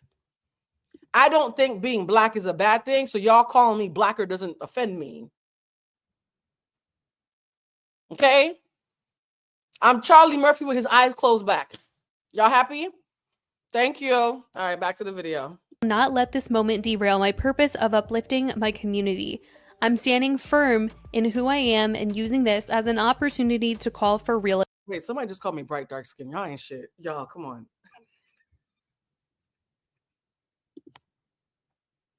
You about to make me choke on the beef stick. Y'all, focus. Okay? Only I can have ADHD. Somebody has to pay attention. All right, let's actually just skip over the comments. Everybody's already commented that, yes, everybody was like, oh no, we so sorry, we so sad. Y'all done activated ADHD. And who's this? Oh, poor Maya. I can tell Maya wrote hers. Let's listen to Maya's. Circulating on social media. I immediately reached out to all parties involved directly and privately, but wait, how do y'all know I'm Fenty 420. That's my color.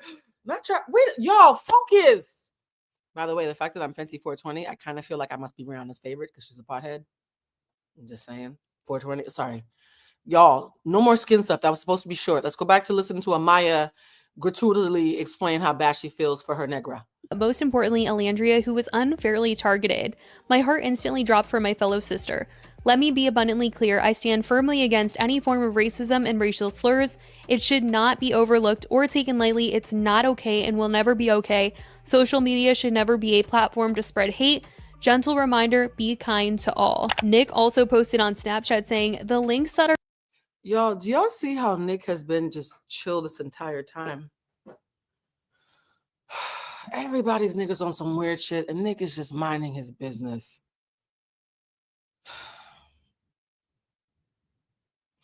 Now everybody who's fucking 420s in here, y'all are hilarious. Posted are organizations that fights racial discrimination and injustice through court cases, lobbying, and public policy work.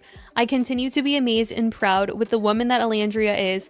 Accountability and awareness is needed. Jeremiah also posted when someone said, send Ola some love and support. I just know she needs it. And he said, Care Bear. I told you Jeremiah's not very pro-black, but he's very pro-woman. So I do believe this was a sincere statement. Texted her and Nick the second I saw it. Shelly was basically directly calling out Huda in her post. She said, seeing what happened with a former Love Island castmate and her partner laughing during a prank call that included a racist remark towards Olandria was disappointing to say the least.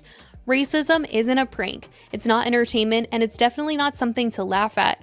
As a black woman, it's painful to watch. Now what I do? I'm trying to let her have her Harriet Tubman moment, and y'all up here, I feel like what this says. What you mean for 50? How I get in it? All I'm doing, you know what? Moments like this play out so casually because it shows how normalized disrespect and ignorance can become when people choose silence or humor over accountability.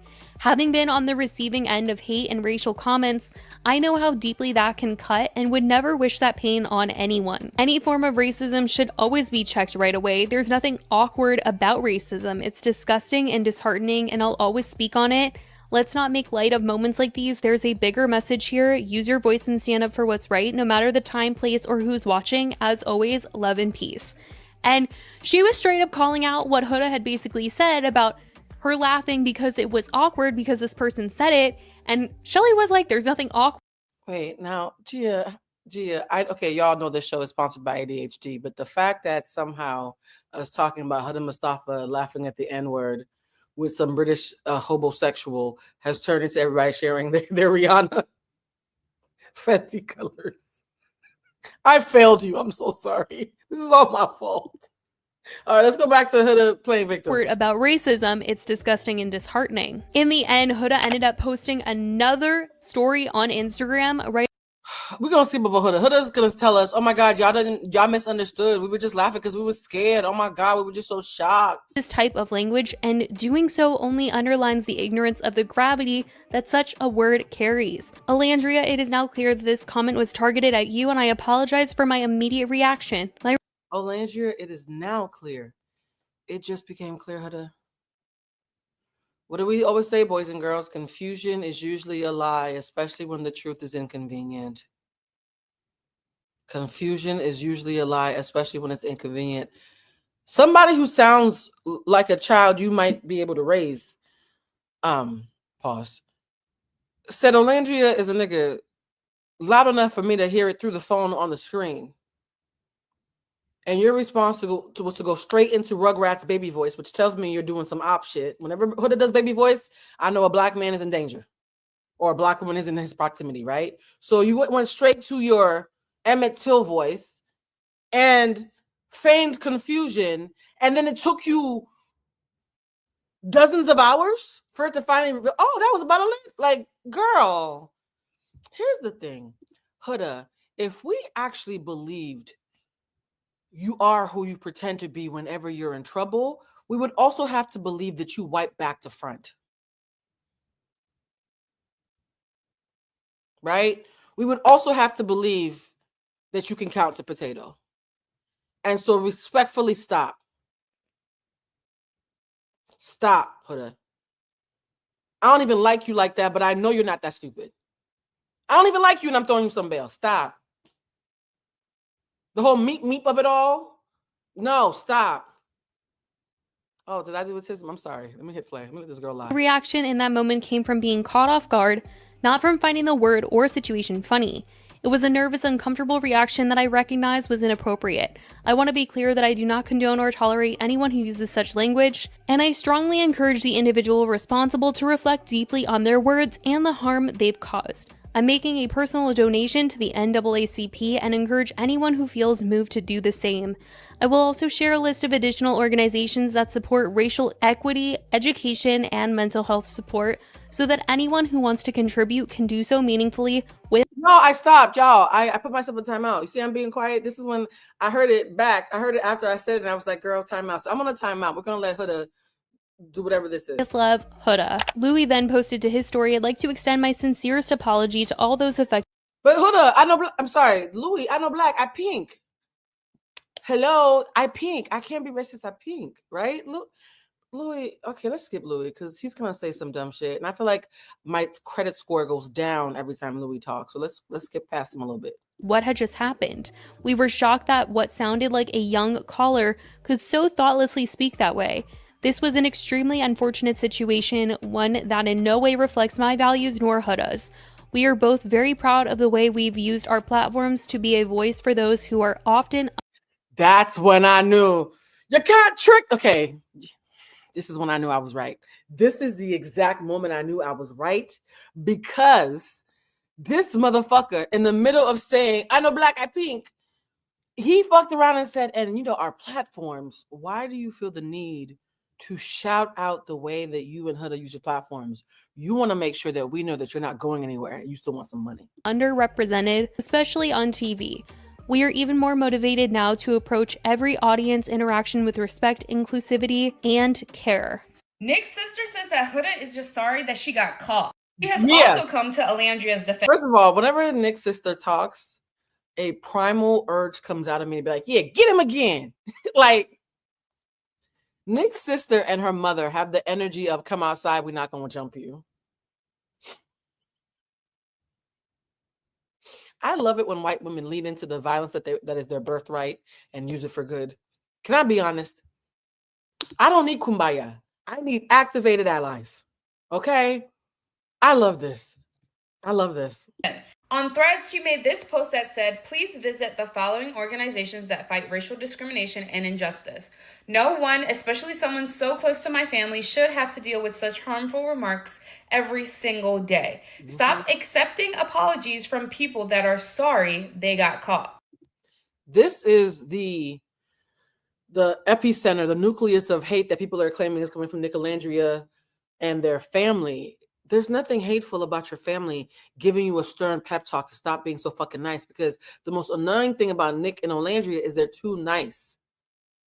And those of us who have been too nice and have been people pleasers, we recognize that Olandria is slowly starting to realize who the fuck she is. So these stern pep talks, this talking crazy that you guys are accusing their families of doing, is their families having their back because they themselves don't want to do this because they still love Shalace.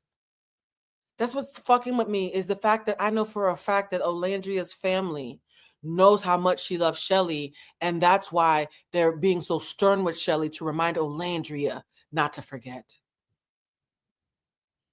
I get it. Now, reports are saying that she definitely made a subtle dig at Huda. Huda Beauty released a statement saying they are ending their partnership with Miss Huda Mustafa. We did it, Joe.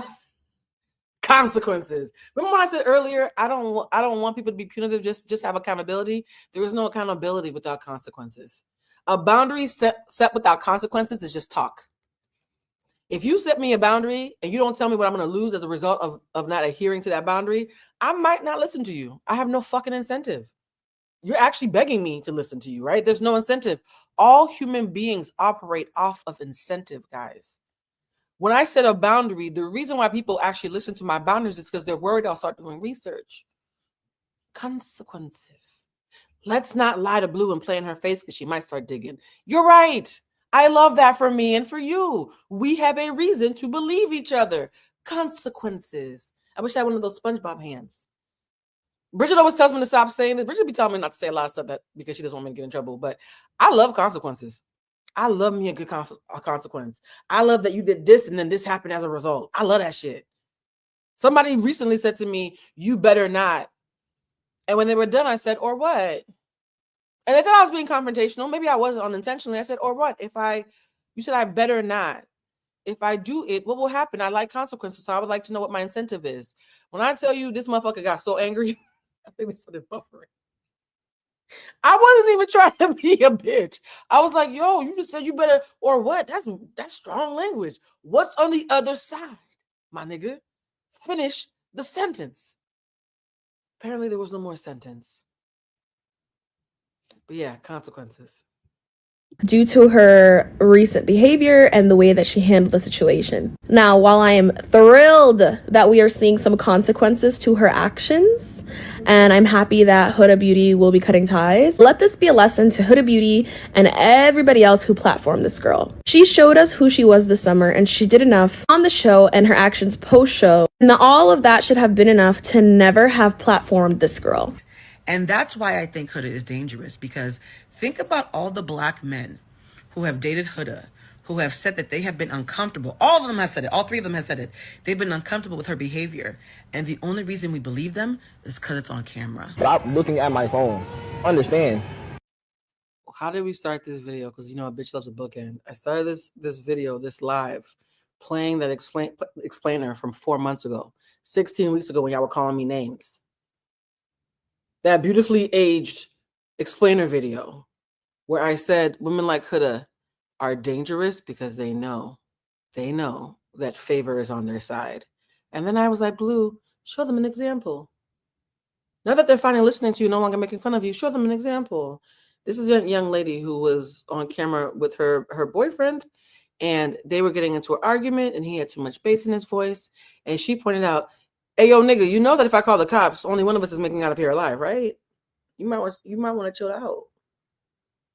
And the reason why I love this video is because she just said the quiet part out loud. A lot of non-Black women who date Black men know this. They know this. All of them have said it. All three of them have said it. They've been uncomfortable with her behavior. And the only reason we believe them is because it's on camera. Stop looking at my phone. Understand? Are you hard of hearing? So if I slap you right now, are you calling the cops? She said, you talking to me crazy, nigga. If I slap you right now, would you call the cops? If you're dating a white person who talks to you like this, run. Y'all talking about Nick being too chill? I prefer chill to whatever the fuck this is. First of all, okay, as soon as you reach to try to slap, I box some shit. Who are the cops gonna believe, me or you? Who do you think the cops are gonna believe, me or you? I'm putting on the best fucking sob story I could ever put on in my life. I'm gonna put on the best fucking sob story I could ever put on. This is like Shakespeare of Karenhood. It is very rare we hear a Karen share her inner plotting. The only thing that's gonna help you is witnesses. She said the only thing that's gonna help you is witnesses. I got my sister right here. Your sister? Your Black sister? You really think two niggas versus a white and you're gonna win? Look at the smile. Your sister, oh, that's cute. Okay, so please stop. Huda has started dating. So she said, so yeah, please stop. Please stop. You guys, this live has taken a lot of turns. Let me see if there's anything else I want to play before I go. Because again, oh, I'm going to do this while I look for another video.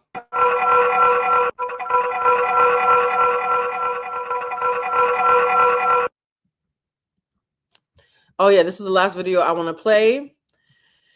And because my first thought is, okay, now what, Blue? We've discussed what happened previously and why comparing Shelly and Olandria not releasing statements is false equivalency, because Shelly and Olandria have had a very different relationship when it comes to Ace, and Ace is the person who caused the harm that created this horrible ripple effect that we're feeling all the way in November.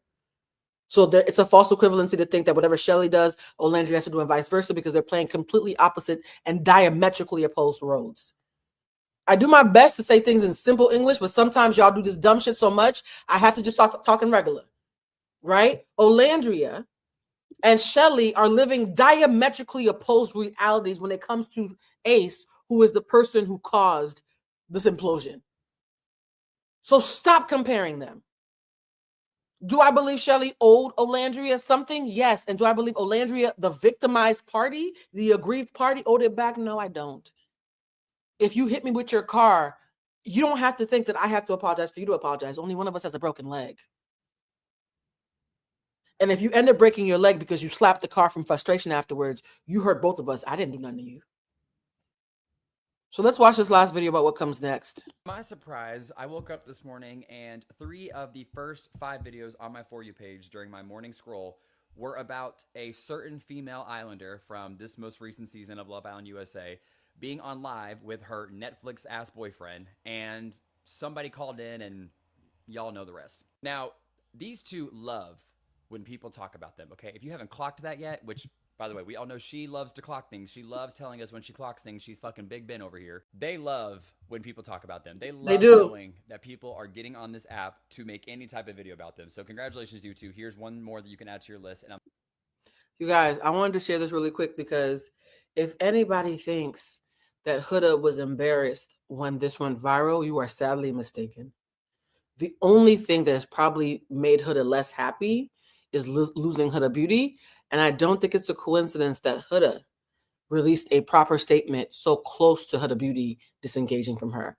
I think she got a call from them so that they were mad. And Huda Beauty being mad is the only reason why Huda circled back to give a real apology, but by then it was too late.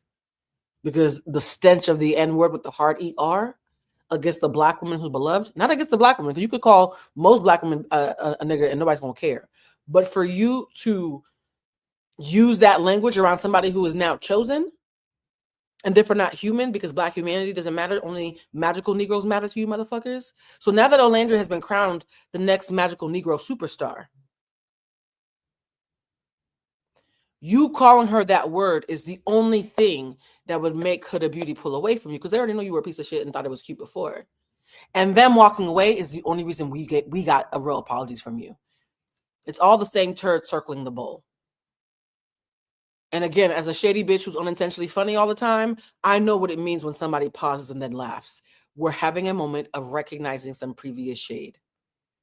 And then clocking it, then cackling in unison as a shared moment of bonding over brutality. Come on. All right, guys, the mental gymnastics that I've done today are insane, and I actually have to stop. Oh my God, I come in peace. What? Whoa. That might be my biggest sip ever. We Nicolandrians got bread, honey. You deserve it. Thanks for articulating so beautifully. Oh my God, I'm going to cry. The many thoughts and emotional. Oh. You guys, I'm actually not a Nicolandrian. I'm just a bitch with opinions. I sincerely just wanted to tell the truth regardless of where it landed. And if you appreciate that it landed on you, thank you. I'm actually moved by the sentiment as much as the money, because I do think there are a lot of people who recognize how unfair everybody's been to Olandria. And that is why they're standing for her even more than the beautiful shit. Right? Like, we all know what it's like when you're, oh, I'm getting shivers. Should I pull a card? Should I pull a card? No, because tarot class is tomorrow. If I pull cards now, it's going to eat up more time. If y'all want me to pull a card on Olandria, I might do that tomorrow in tarot class. We'll see how I feel. But so many of us know what it's like to be on the outside. What it's like to be counted out. And this is the part where the pain comes in. I'm getting a shiver. Olandria, if you see this, I'm getting a lot of shivers. So either you or somebody that you know is going to see this, because I just got really emotional. We know what it's like to make peace with your station. To say, I'm not going to be the first choice. I'm not going to be the first pick. I am just going to have a good heart and be a good person and hope that other good people bring me along on their main character journey. And that happens, and you love somebody, and you're cheering for them, and you are on the stage with them, waiting to clap for them, and then you realize the audience is looking at you instead. The audience is looking at me instead. I've been clowned for 6 weeks. I wasn't expecting anything but a little shred of dignity, maybe, if I was lucky. Oh, why am I getting emotional? Olandria's cried about this, y'all. I was really just happy to be here. And y'all chose to love on me at the exact moment that I gave up? Y'all chose to love on me? Oh, but wait, my friend really wanted this, and we all thought she was going to get it. So you know what I'm going to do? I'm going to make sure I always shout her out, because I don't want to unintentionally, in this unexpected blessing, make her feel less than. And the guy I'm with, he loves her man too. We want to make sure that they know that they can come with us. They have no reason to be upset because they can come with us. Who are you the most excited to see at the reunion? Shelly, Ace.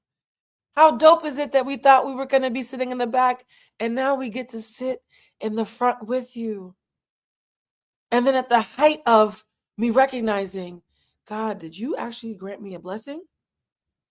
Sorry, guys, my eyes are watering so bad. In the midst of me saying, is it possible that the 3 years that I've been single after being in that horrible relationship, God sent me a friend, and the whole time this was my person? Is that possible? Do I get to have a fairy tale after being counted out and clowned and feeling so alone, sequestered for all those weeks? Do I actually get to have this moment? And as soon as you let your guard down and think, yo, we had a good night. My people, his people, we came together. I can't wait to watch this reunion. And you watch the reunion, and none of the beautiful stuff is in there. And you're annoyed and you're frustrated, but you're okay because you know real life is still the way you remember it. And then you wake up the next morning, and your biggest op is inside the house with you.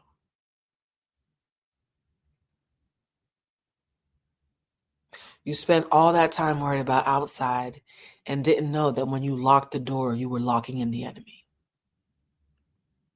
And your heart is broken because, bitch, I wanted you to come with me.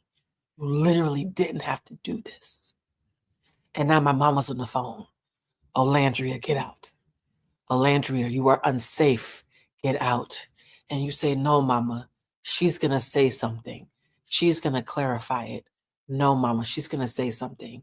And the days go by and nothing is said. 3 days later, photo shoot with the nigga who shot me. Nothing is said. Damn, mama, you might have been right. But Fashion Week is coming up soon, and we got to keep it cute because you know, if I show any real emotion, I'm the bad guy.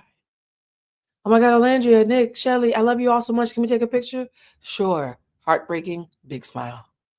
Heartbreaking, big smile. And your sisters are like, I'm fucking sick of you biting your tongue. They don't deserve you.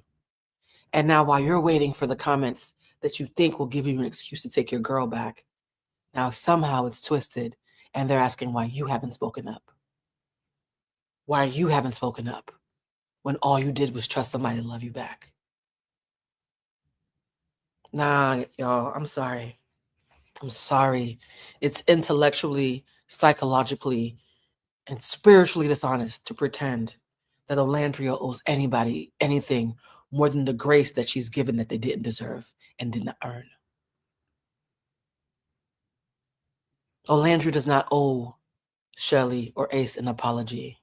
And if anybody has convinced themselves that they do, that's telling me that that level of toxicity and dysfunction has been normalized in your real life, and I feel bad for you. Who told you that victims have to apologize? Who told you that?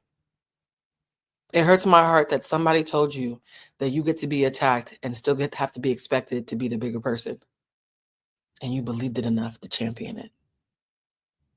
Nah, I can't get with that. Olandria, if you see this, the people who get it. And keep the door locked until it's safe. And there's no safety without acknowledgement. Shelly, if you see this, there's no safety without acknowledgement. That girl is not safe around you until you finally acknowledge what your nigga did to her. Because a mistake that is not admitted is prone to be repeated. How dare you be mad at that girl for simply wanting the safety that you couldn't give her? Come on. Enough. All right. On that note, guys, I love you. Shout out to everybody who came here. I didn't expect that last one. I didn't expect that. I hope anybody who needs to see this, I feel like there's a lot of Olandrias out here and a lot of Shellys who are in a predicament because of the guy that they chose, and a lot of Aces who need to grow the fuck up and start, burning everything down just because you didn't get the spotlight. Like, come on. None of these kids, because honestly, I'm old enough to be most of their mother.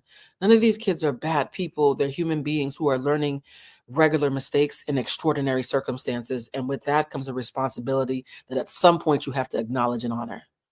If you want the clout and the notoriety that comes from having the spotlight, you also have to expect the responsibility that comes from it. And you can't just be responsible when you're pointing the finger at other people.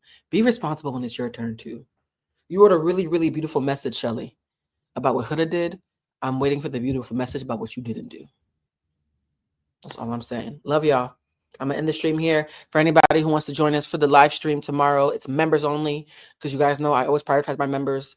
And it's $10 a month. Well, YouTube only gives me $7. But here's the thing. Because I know we're in a bad economy, I do my best to give you way more than what you pay for. Tomorrow, I'm going to give you the entire overview of tarot and why I fell in love with tarot. And then every month after this month, I'm going to continue to do tarot classes. I'm going to have tarot card of the day so that as you watch my lives and you're learning about emotional intelligence, you're also learning about tarot cards. Because the thing about tarot is it's a conversation with yourself. The cards teach you how to have a conversation with yourself. And so it all feeds back into my message of being introspective. So if you're wondering, why is the social commentary girl teaching tarot? Number one, I'm a little psychic. You can book with me. And number two, anything about self-awareness, you're probably going to find me there. All right, I have to go for real now, guys. I love you so much. Bye, family. Oh, wait. The last note for the replay gang. I almost forgot. Replay gang. If you got to the very end and you were part of the replay gang, the statement that I want to be in the comment section, because I love it when the replay folks put the same comment, is there's no safety without acknowledging what you did. There is no safety without acknowledgement. There's no safety without acknowledgement. If you are part of the replay gang and you got to the very fucking end after I said goodbye 5 times, ADHD, there's no safety without acknowledgement is the note that I want for everybody. All right. Love you, family. See you tomorrow during the live. Bye.